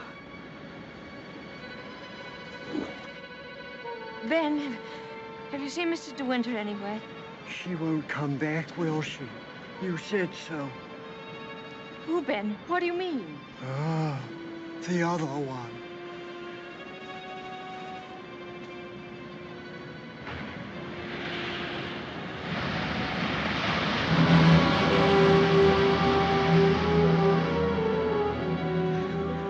Frank, have you seen Maxim anywhere? Not since about half an hour ago. I thought he'd gone up to the house. No, he hasn't been in the house at all, and I'm afraid something might have happened to him.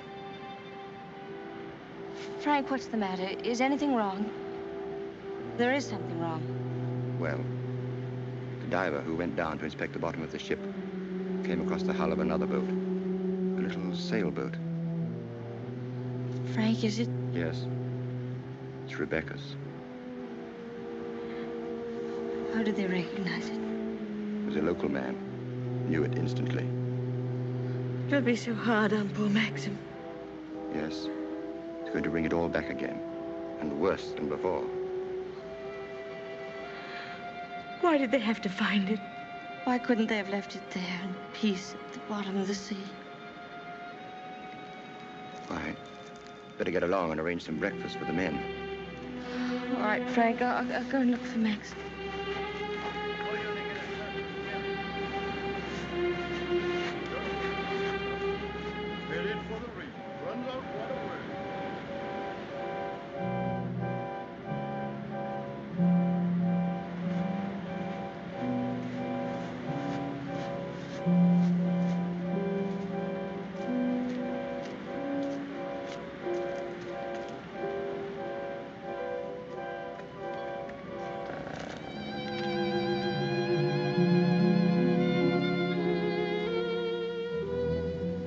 Hello. Maxim! You haven't had any sleep. Have you forgiven me? Forgiven you? What have I got to forgive you for? For last night, my stupidity about the costume. Oh, that. I'd forgotten. I was angry with you, wasn't I? Hmm. Maxim, can't we start all over again? I don't ask that you should love me. I won't ask impossible things. I'll be your friend, your companion. I'll be happy with that.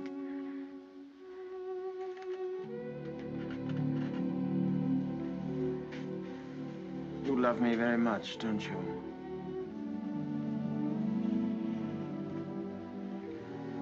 But it's too late, my darling.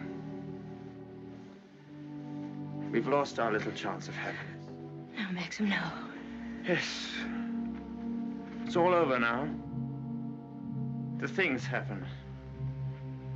The thing I've dreaded day after day. Night after night. Maxim, what are you trying to tell me? Rebecca has won. Her shadow has been between us all the time, keeping us from one another. She knew that this would happen. What are you saying? They sent a diver down. He found another boat. Yes, I know. Frank told me. Rebecca's boat. Oh, it's terrible for you. I'm so sorry. The diver made another discovery. He broke one of the ports and looked into the cabin. There was a body in there. She wasn't alone. There was someone sailing with her, and you have to find out who it was. That's it, isn't it, Maxim? You don't understand. There was no one with her. It's Rebecca's body lying there on the cabin floor. The woman that was washed up at Edgecombe. The woman that is now buried in the family crypt. That was not Rebecca. That was the body of some unknown woman. Unclaimed, belonging nowhere. I identified it, but I knew it wasn't Rebecca. It was all a lie. I knew where Rebecca's body was. Lying on that cabin floor on the bottom of the sea. How did you know, Max? Because I put it there.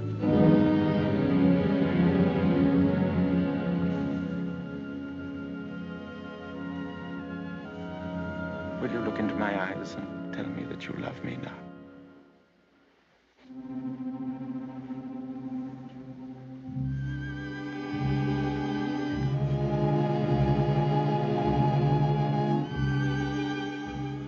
See? I was right. It's too late.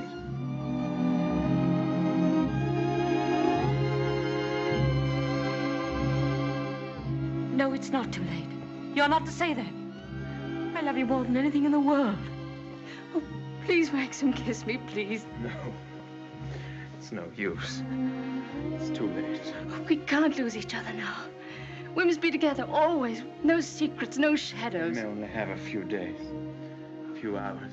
Maxim, why didn't you tell me before? Yeah, you did sometimes, but you never seemed close enough. How could we be close when I knew you were always thinking of Rebecca? How could I even ask you to love me when I knew you loved Rebecca still? What are you talking about? What do you mean? Whenever you touched me, I knew you were comparing me with Rebecca. Whenever you looked at me, or spoke to me, or walked with me in the garden, I knew you were thinking, this I did with Rebecca, and this, and this. Oh, it's true, isn't it? You thought I loved Rebecca? You thought that? I hated her.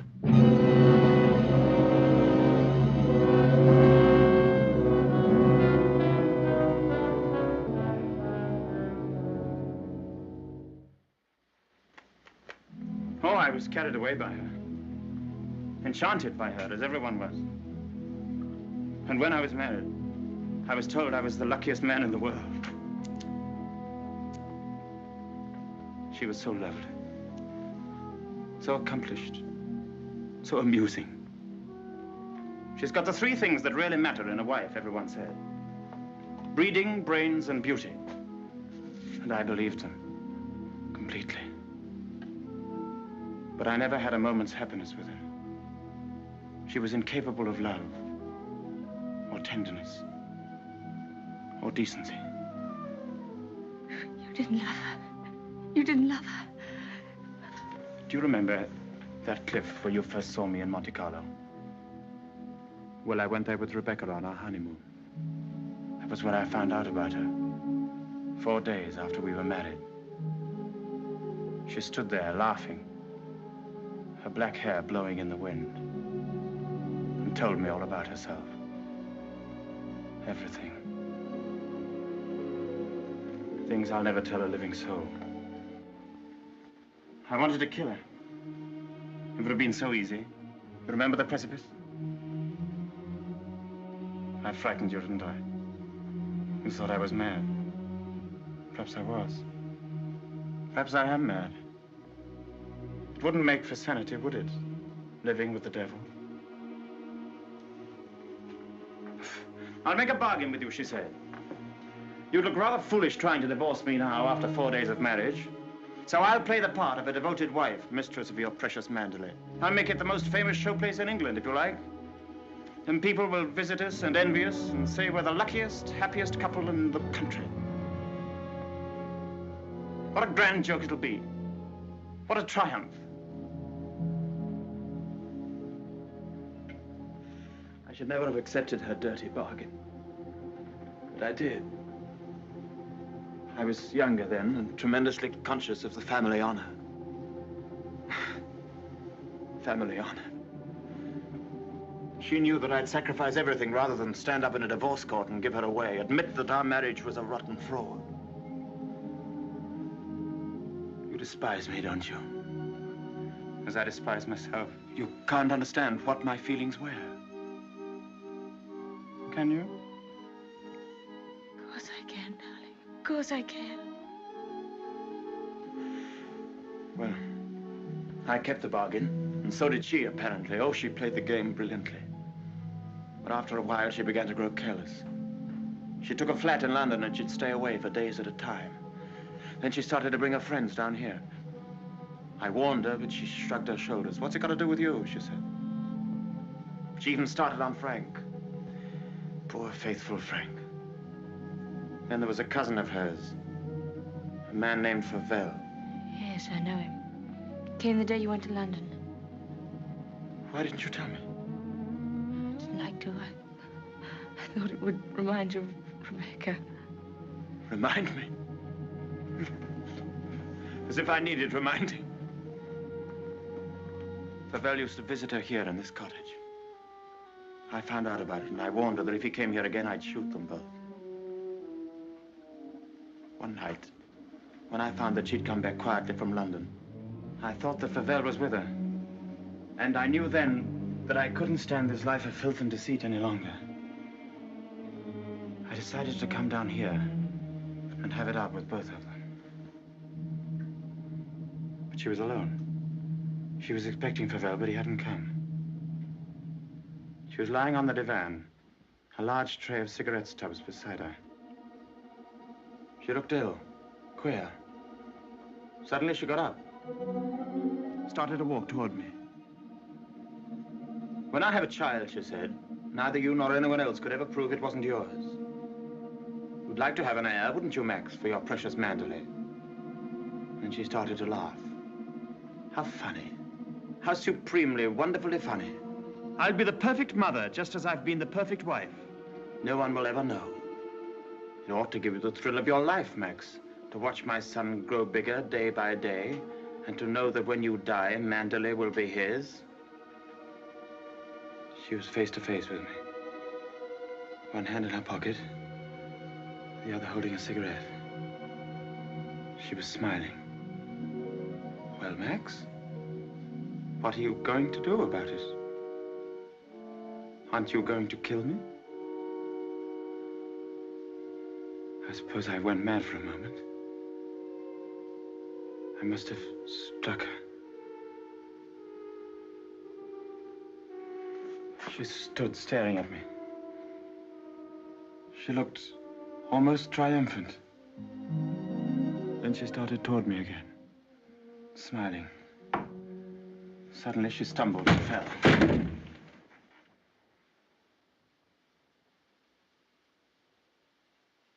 When I looked down, ages afterwards it seemed, she was lying on the floor. She'd struck her head on a heavy piece of ship's tackle. I remember wondering why she was still smiling. And I realized she was dead. But you didn't kill her. It was an accident. Who would believe me? I lost my head. I just knew I had to do something. Anything. I carried her out to the boat. It was very dark. There was no moon. I put her in the cabin. When the boat seemed a safe distance from the shore, I took a spike and drove it again and again through the planking of the hull. I opened up the sea cocks and the water began to come in fast. I climbed over into the dinghy and pulled away. I saw the boat heel over and sink. I pulled back into the cove. It started raining. Maxim, does anyone else know of this? No, no one except you and me. We must explain it. It's got to be the body of someone you've never seen before. No, they're bound to know her. Her rings, bracelets she always wore. They'll identify her body. Then they'll remember the other woman. The other woman buried in the crypt. If they find out it was Rebecca, you must simply say that you made a mistake about the other body. That the day you went to Edgecombe, you were ill. You didn't know what you were doing. Rebecca's dead. That's what we've got to remember. Rebecca's dead. She can't speak. She can't bear witness. She can't harm you anymore. We're the only two people in the world that know, Maxim. You and I. I told you once that I'd done a very selfish thing in marrying you. You can understand now what I meant. I've loved you, my darling. I shall always love you. But I've known all along that Rebecca would win in the end. No, no. She hasn't won. No matter what happens now, she hasn't won.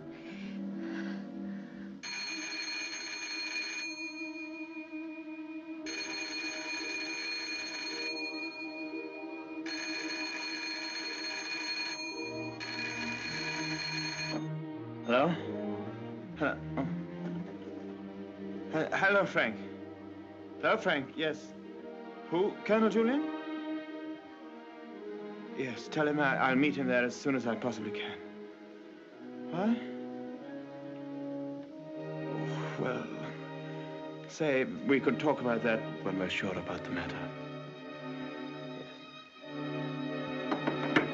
What's happened? Colonel Julian called. He's the chief constable of the county. He's been asked by the police to go to the mortuary. He wanted to know if I could possibly have made a mistake about that other body.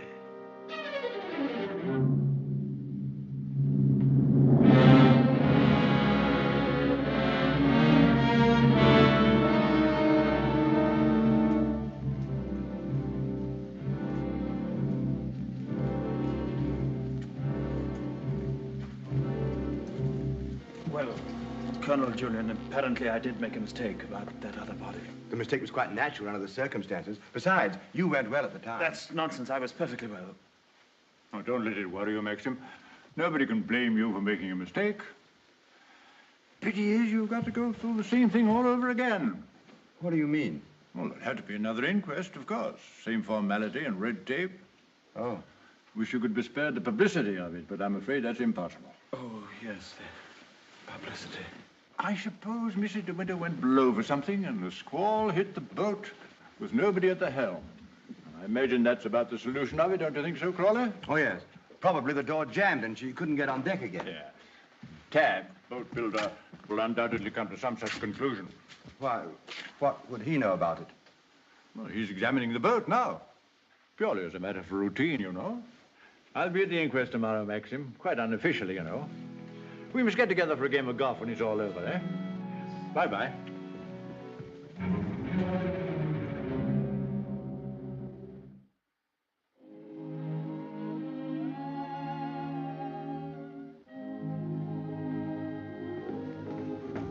I have the evening papers, madam. Would you care to see them? Oh, no, thank you, Frith. And I prefer that Mr. De Winter weren't troubled with them either. I understand, madam. Permit me to say that we're all most distressed outside.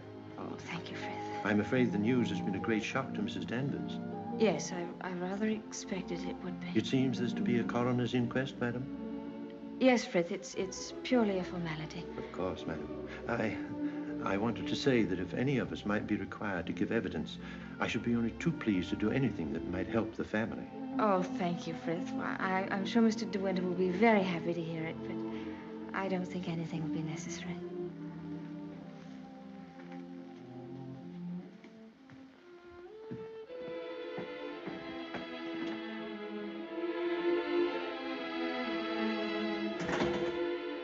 Maxim.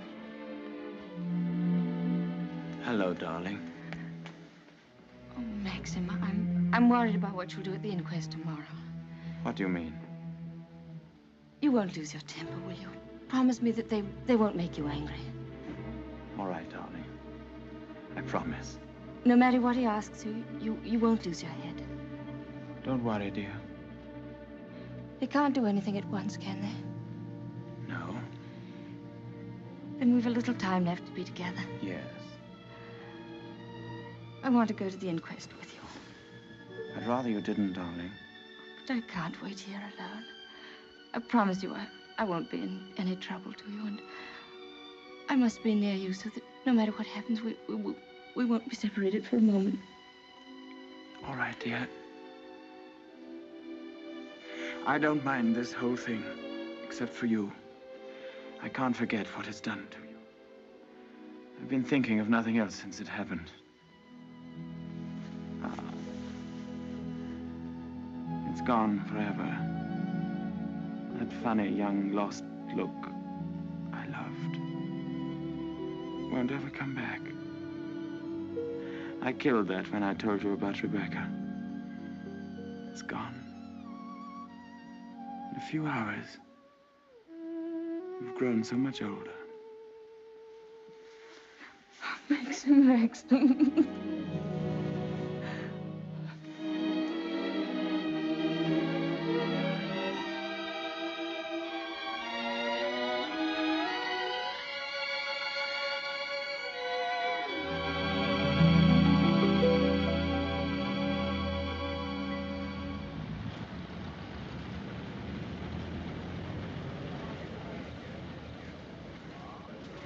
Black Jack Bridie was his name.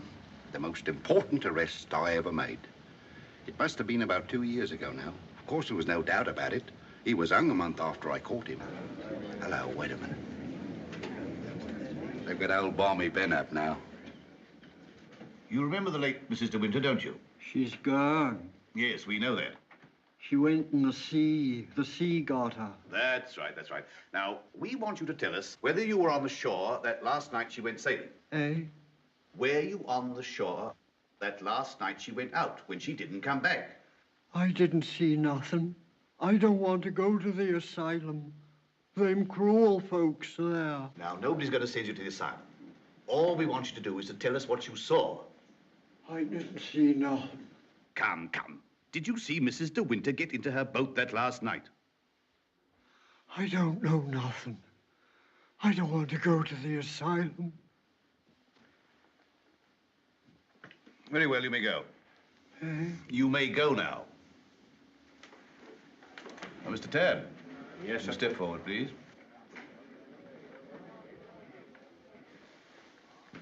The evidence you give is calling me the truth, whole truth, but the truth. I do. So help me now. The late Mrs. De Winter used to send her boat to your shipyard for reconditioning. That's right, sir. Can you remember any occasion when she had any sort of accident with the boat? No, sir. I often said Mrs. De Winter was a born sailor. Now, when Mrs. De Winter went below, as is supposed, and a sudden gust of wind came down, that would be enough to capsize the boat, wouldn't it? Excuse me, sir, but there's a little more to it than that.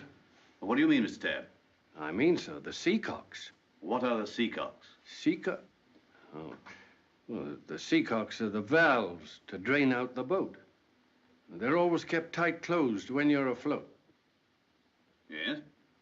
Well, yesterday, when I examined that boat, I found they'd been opened. Well, what could be the reason for that? Just this. That's what flooded the boat and sunk her. Are you implying? That boat never capsized at all. I know it's a terrible thing to say, sir, but in my opinion, she was scuttled. And there's them holes. What holes? You know, planking. What are you talking about? Of course, that boat's been underwater for over a year. And tide's been knocking her against the ridge. But it seemed to me, them holes looked as if she'd made them from the inside. Then you believe she must have done it deliberately? Couldn't have been no accident. Not with her knowledge of boats.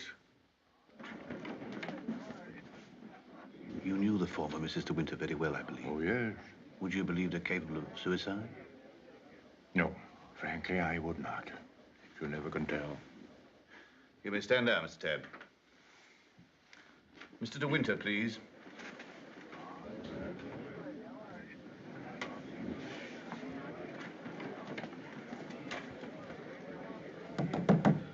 I'm sorry to drag you back for further questioning, Mr. De Winter, but you've heard the statement of Mr. Tabb. I wonder if you can help us in any way. I'm afraid not. Can you think of any reason why there should be holes in the planking of the late Mrs. De Winter's boat? Well, of course I can't think of any reason. Has anyone ever discussed these holes with you before? Well, since the boat has been at the bottom of the ocean, I scarcely think that likely. Mr. De Winter, I want you to believe we all feel very deeply for you in this matter. But you must remember that I don't conduct this inquiry for my own amusement. That's rather obvious, isn't it? I hope that it is. Well, since Mrs. De Winter went sailing alone, are we to believe that she drove those holes herself? Well, you may believe what you like. Can you enlighten us as to why Mrs. De Winter should have wanted to end her own life? I know of no reason whatever. Mr. De Winter, however painful it may be, I have to ask you a very personal question. Were relations between you and the late Mrs. De Winter perfectly happy? Were relations between you and the late Mrs. De Winter perfectly happy? I won't stand this any longer, and you might as well know now.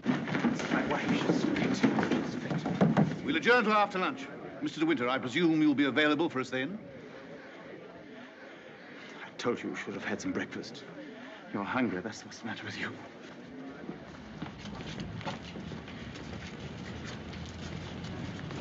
Mr. Frith thought you might like to have some lunch from the house and sent me with it. Oh, that's fine, man. And can you pull around the corner? Very good, sir.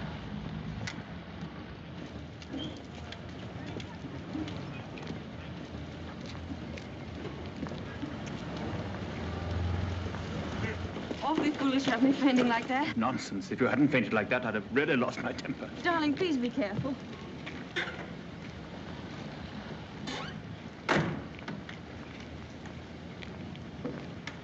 Darling, wait here a few moments. I'll see if I can find old Frank. Of course, darling. Don't worry about me. I'll be all right.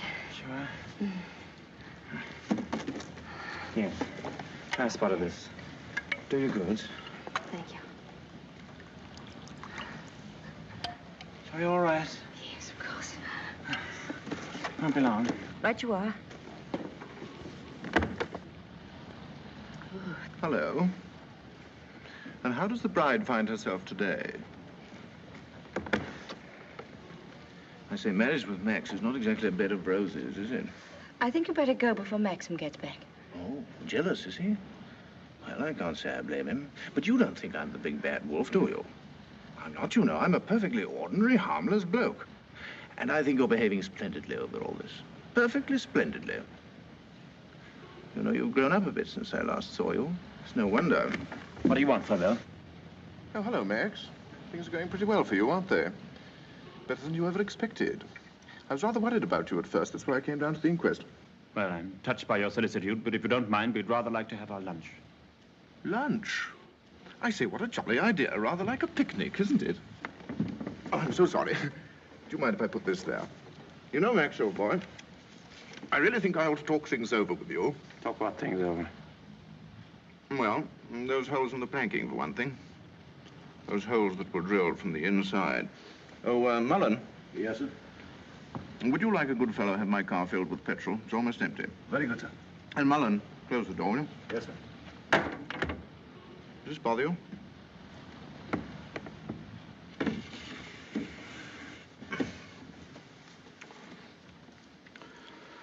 You know, boy, I have a strong feeling that before the day is out, somebody's going to make use of that rather expressive, though somewhat old-fashioned term, foul play. Am I boring you with all this? No? Good. Well, you see, Max, I'm finding myself in a rather awkward position. You've only got to read this note to understand. It's from Rebecca. And what's more, she had the foresight to put a date on it. She wrote it to me the day she died. Incidentally, I was out on a party on that night, so I didn't get it until the next day. And what makes you think that note would interest me? Oh, I'm not going to bother you with the contents now, but I can assure you that it is not the note of a woman who intends to drown herself that same night. By the way, what do you do with old bones? Bury them, eh, what? However, for the time being... You know, Max, I'm getting awfully fed up with my job as a motor car salesman. I don't know if you've ever experienced the feeling of driving an expensive motor car that isn't your own, but it can be very, very exasperating. You know what I mean. You want to own the car yourself. I've often wondered what it'd be like to retire to the country, have a nice little place with a few acres of shooting. I've never figured out what it would cost a year, but I'd like to talk about it with you. I'd like to have your advice on how to live comfortably without hard work. Hello, Flavelle. Are you looking for me, Maxim? Yes. Mr. Flavelle and I have a little business transaction on hand. I think we had better conduct it over at the inn. They may have a private room there. Well, see you later. Find Colonel Julian. Tell him I want to see him immediately. Come on, Pavel, let's go.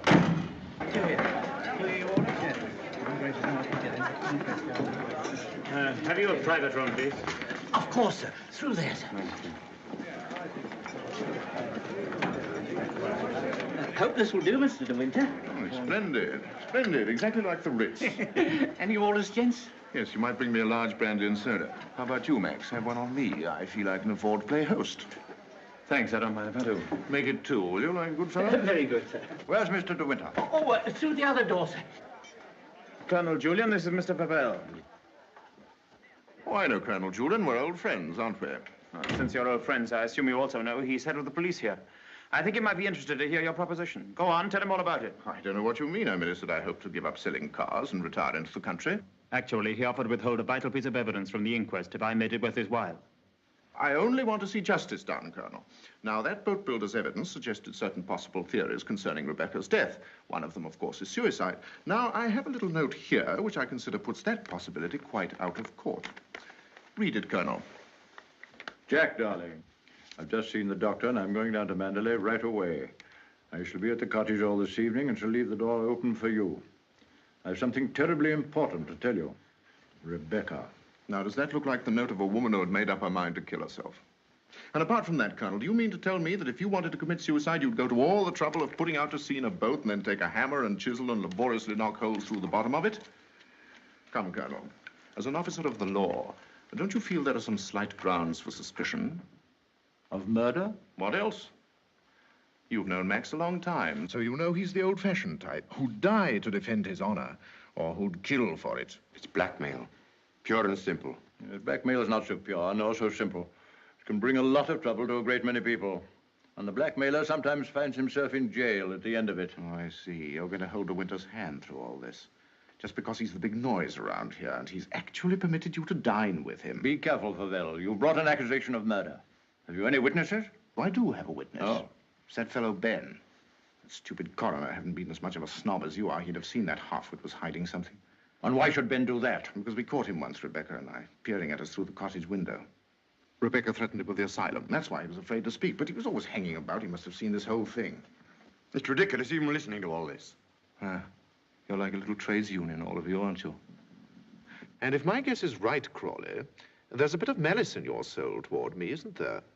Crawley didn't have much success with Rebecca. But he ought to have more luck this time. And the bride will be grateful for your fraternal arm, Crawley, in a week or so. Every time she faints, in fact. De Winter! Maxim, please. That temper of yours will do you in yet, Max. Oh, excuse me, gentlemen. Now, is there anything else? Yes. You might bring Mr. De Winter a sedative. No, nothing at all. Just leave us. Very good. Now, Pavel, let's get this business over. As you seem to have worked out the whole thing so carefully, perhaps you can provide us also with a motive. I knew you were going to bring that up, Colonel. I've read enough detective stories to know that there must always be a motive. And if you'll all excuse me a moment, I'll supply that, too. I wish you'd go home. You ought not to be here through all this. Please let me stay, Maxim. Surely, Colonel Julian, you're not going to allow this fellow to... My opinion of Pavel is no higher than yours, Crawley. But in my official capacity, I have no alternative but to pursue his accusation. I entirely agree with you, Colonel. In a matter so serious as this, we must make sure of every point, explore every avenue.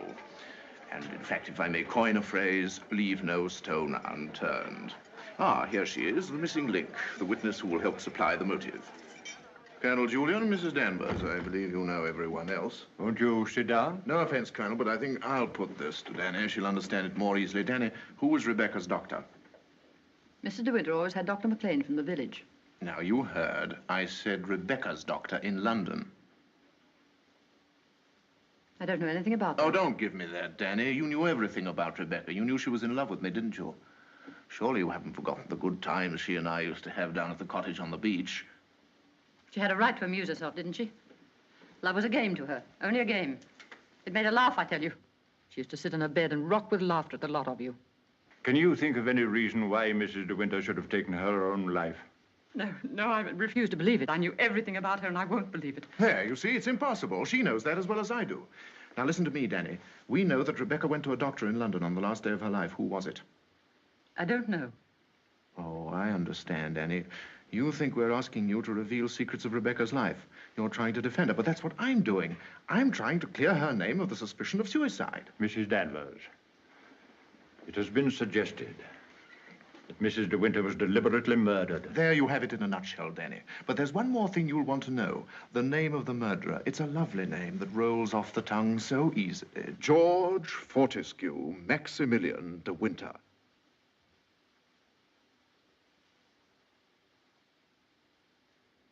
There was a doctor. Mrs. De Winter sometimes went to him privately. She used to go to him even before she was married. We don't want reminiscences, Danny. What was his name?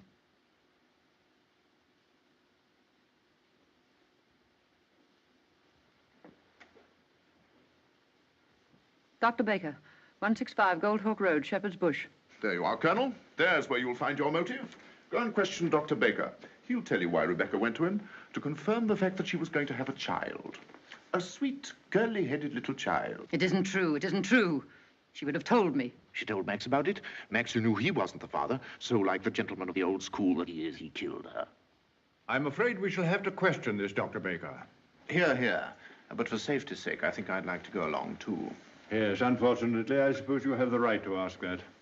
I'll see the coroner and have the inquest postponed pending further evidence. I say, aren't you rather afraid that the prisoner, should we say, might bolt? You have my word for it that he will not do that.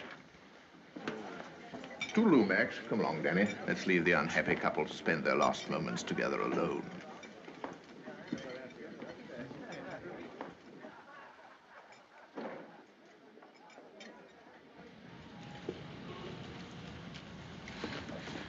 Are you sure you don't want me to go with you, Max? No, darling, it'll be very tiring for you. I'll be back the very first thing in the morning, and I won't even stop to sleep. I'll be waiting for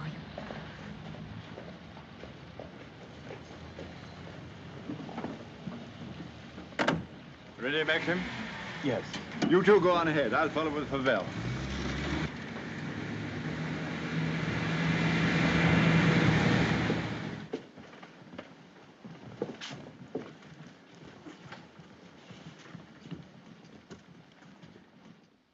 Dr. Baker, you may have seen Mr. De Winter's name in the papers recently. Oh, yes, in connection with the body that was found in a boat. My wife was reading all about it. A very sad case. My condolences. No, this is going to take hours. Let me... Don't bother, Favell. I think I can tell Dr. Baker. We're trying to discover certain facts concerning the late Mrs. De Winter's activities on the day of her death. October the 12th last year. And I want you to tell me, if you can, if anyone of that name paid you a visit on that date. I'm awfully sorry. I'm afraid I can't help you. I should have remembered the name De Winter. I've never attended a Mrs. De Winter in my life. Well, how can you possibly tell all your patients' names? I can look it up in my engagement diary, if you like. Did you say the 12th of October? Yes. Here we are. No. No De Winter. Are you sure? Well, here are all the appointments for that day. Ross, Campbell, Stedall, Perino, Danvers, Matthews. Danny? What the devil? Would you read that name again? Did you say Danvers? Yes, I have a Mrs. Danvers for 3 o'clock. What did she look like? Can you remember? Yes, I remember her quite well. She was a very beautiful woman. Tall, dark, exquisitely dressed. Rebecca. The lady must have used an assumed name. Is that so? This is a surprise. I'd known her a long time. What was the matter with her? My dear sir, there are certain ethics. Could you supply a reason, Dr. Baker, for Mrs. De Winter's suicide? For her murder, you mean? She was going to have a kid, wasn't she? Come on, out with it. Tell me, what else would a woman of her class be doing in a dump like this? I take it the official nature of this visit makes it necessary for me to... I assure you, we'd not be troubling you if it were not necessary. You want to know if I can suggest any motive as to why Mrs. De Winter should have taken her life? Yes, I think I can. The woman who called herself Mrs. Danvers was very seriously ill. She was not going to have a child. Well, that was what she thought. My diagnosis was different. I sent her to a well-known specialist for an examination and x-rays. And on this date, she returned to me for his report. I remember her standing here, holding out her hand for the photograph. I want to know the truth, she said. I don't want soft words in a bedside manner. If I'm for it, you can tell me right away. I knew she was not the type to accept a lie. She'd asked for the truth. I let her have it. She thanked me. I never saw her again, so I assumed that... What was wrong with her? Cancer. Yes, the growth was deep-rooted. An operation would have been no earthly use at all. In a short time, she would have been under morphia. There was nothing that could be done for her, except wait. Did she say anything when you told her? She smiled in a queer sort of way. Your wife was a wonderful woman, Mr. De Winter. And, oh, yes, I remember she said something that struck me as being very peculiar at the time. When I told her it was a matter of months, she said, "Oh, no, doctor, not that long." You've been very kind. You've told us all we wanted to know. We should probably need an official verification. Verification? Yes, to confirm the verdict of suicide. I understand. Can I offer you gentlemen a glass of sherry? Oh, very kind. I think we ought to be going. Thank heaven we know the truth. Dreadful thing. Dreadful. A young and lovely woman like that. No wonder I never had the remotest idea. Neither did Danny, I'm sure. I wish I had a drink. Will we be needed at the inquest any further, Colonel Julian? No. I can see to it that Maxim's not troubled any further. Thank you, sir. You ready to start, Colonel? No, thank you. I'm staying in town tonight. And let me tell you, Favell, blackmail is not much of a profession. And we know how to deal with it in our part of the world, strange as it may seem to you. Well, I'm sure I don't know what you're talking about. But if you ever need a new car, Colonel, just let me know. It's impossible to thank you for your kindness to us through all this. You know what I feel without my saying it. Not at all. Put the whole thing behind you. But let your wife know she'll be getting worried. Yes, of course. I'll phone her at once, then we'll get straight down to Mandalay. Goodbye, Crawley. Maxim's got a great friend.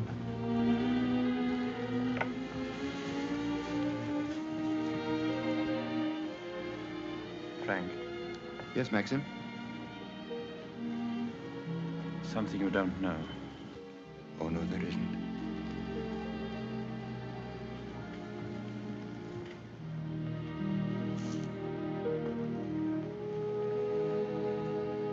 I didn't kill her, Frank. But I know now that when she told me about the child, she wanted me to kill her. She lied on purpose. She foresaw the whole thing. That's why she stood there laughing when she... Don't think about it anymore. Thank you, Frank. Hello, Danny. I just wanted to tell you the news.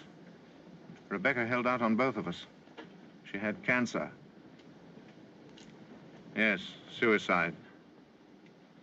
And now Max and that dear little bride of his will be able to stay on at Mandalay and live happily ever after. Bye-bye, Danny. This your car, sir? Yes? Will you be going soon? This isn't a parking place, you know. Oh, isn't it? Well, people are entitled to leave their cars outside if they want to.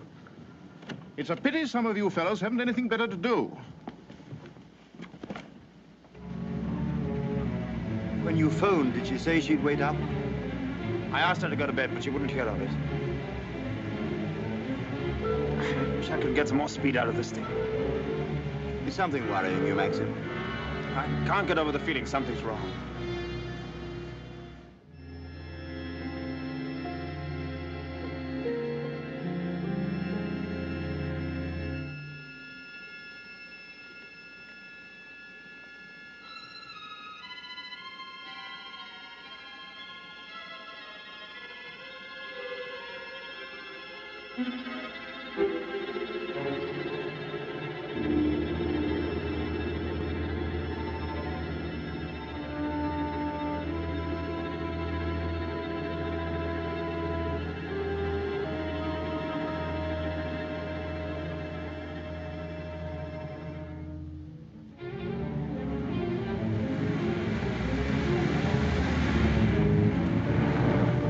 Frank. What's the matter? Why did we stop? What's the time? Well, this clock's wrong. It must be 3 or 4. Why? That can't be the dawn breaking over there. It's in the winter that you see the northern lights, isn't it? That's not the northern lights. That's Mandalay.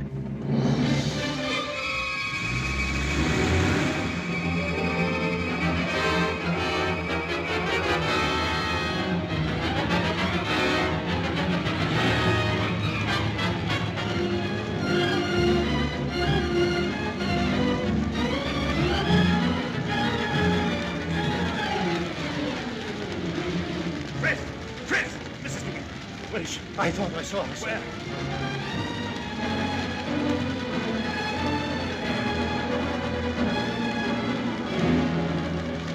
Maxim! Thank heaven you come back to me. Are you all right, darling? Oh, yes. Are you all right? Mrs. Danvers, she's gone mad. She said she'd rather destroy Mandalay than see us happy here. Look! The West Wing!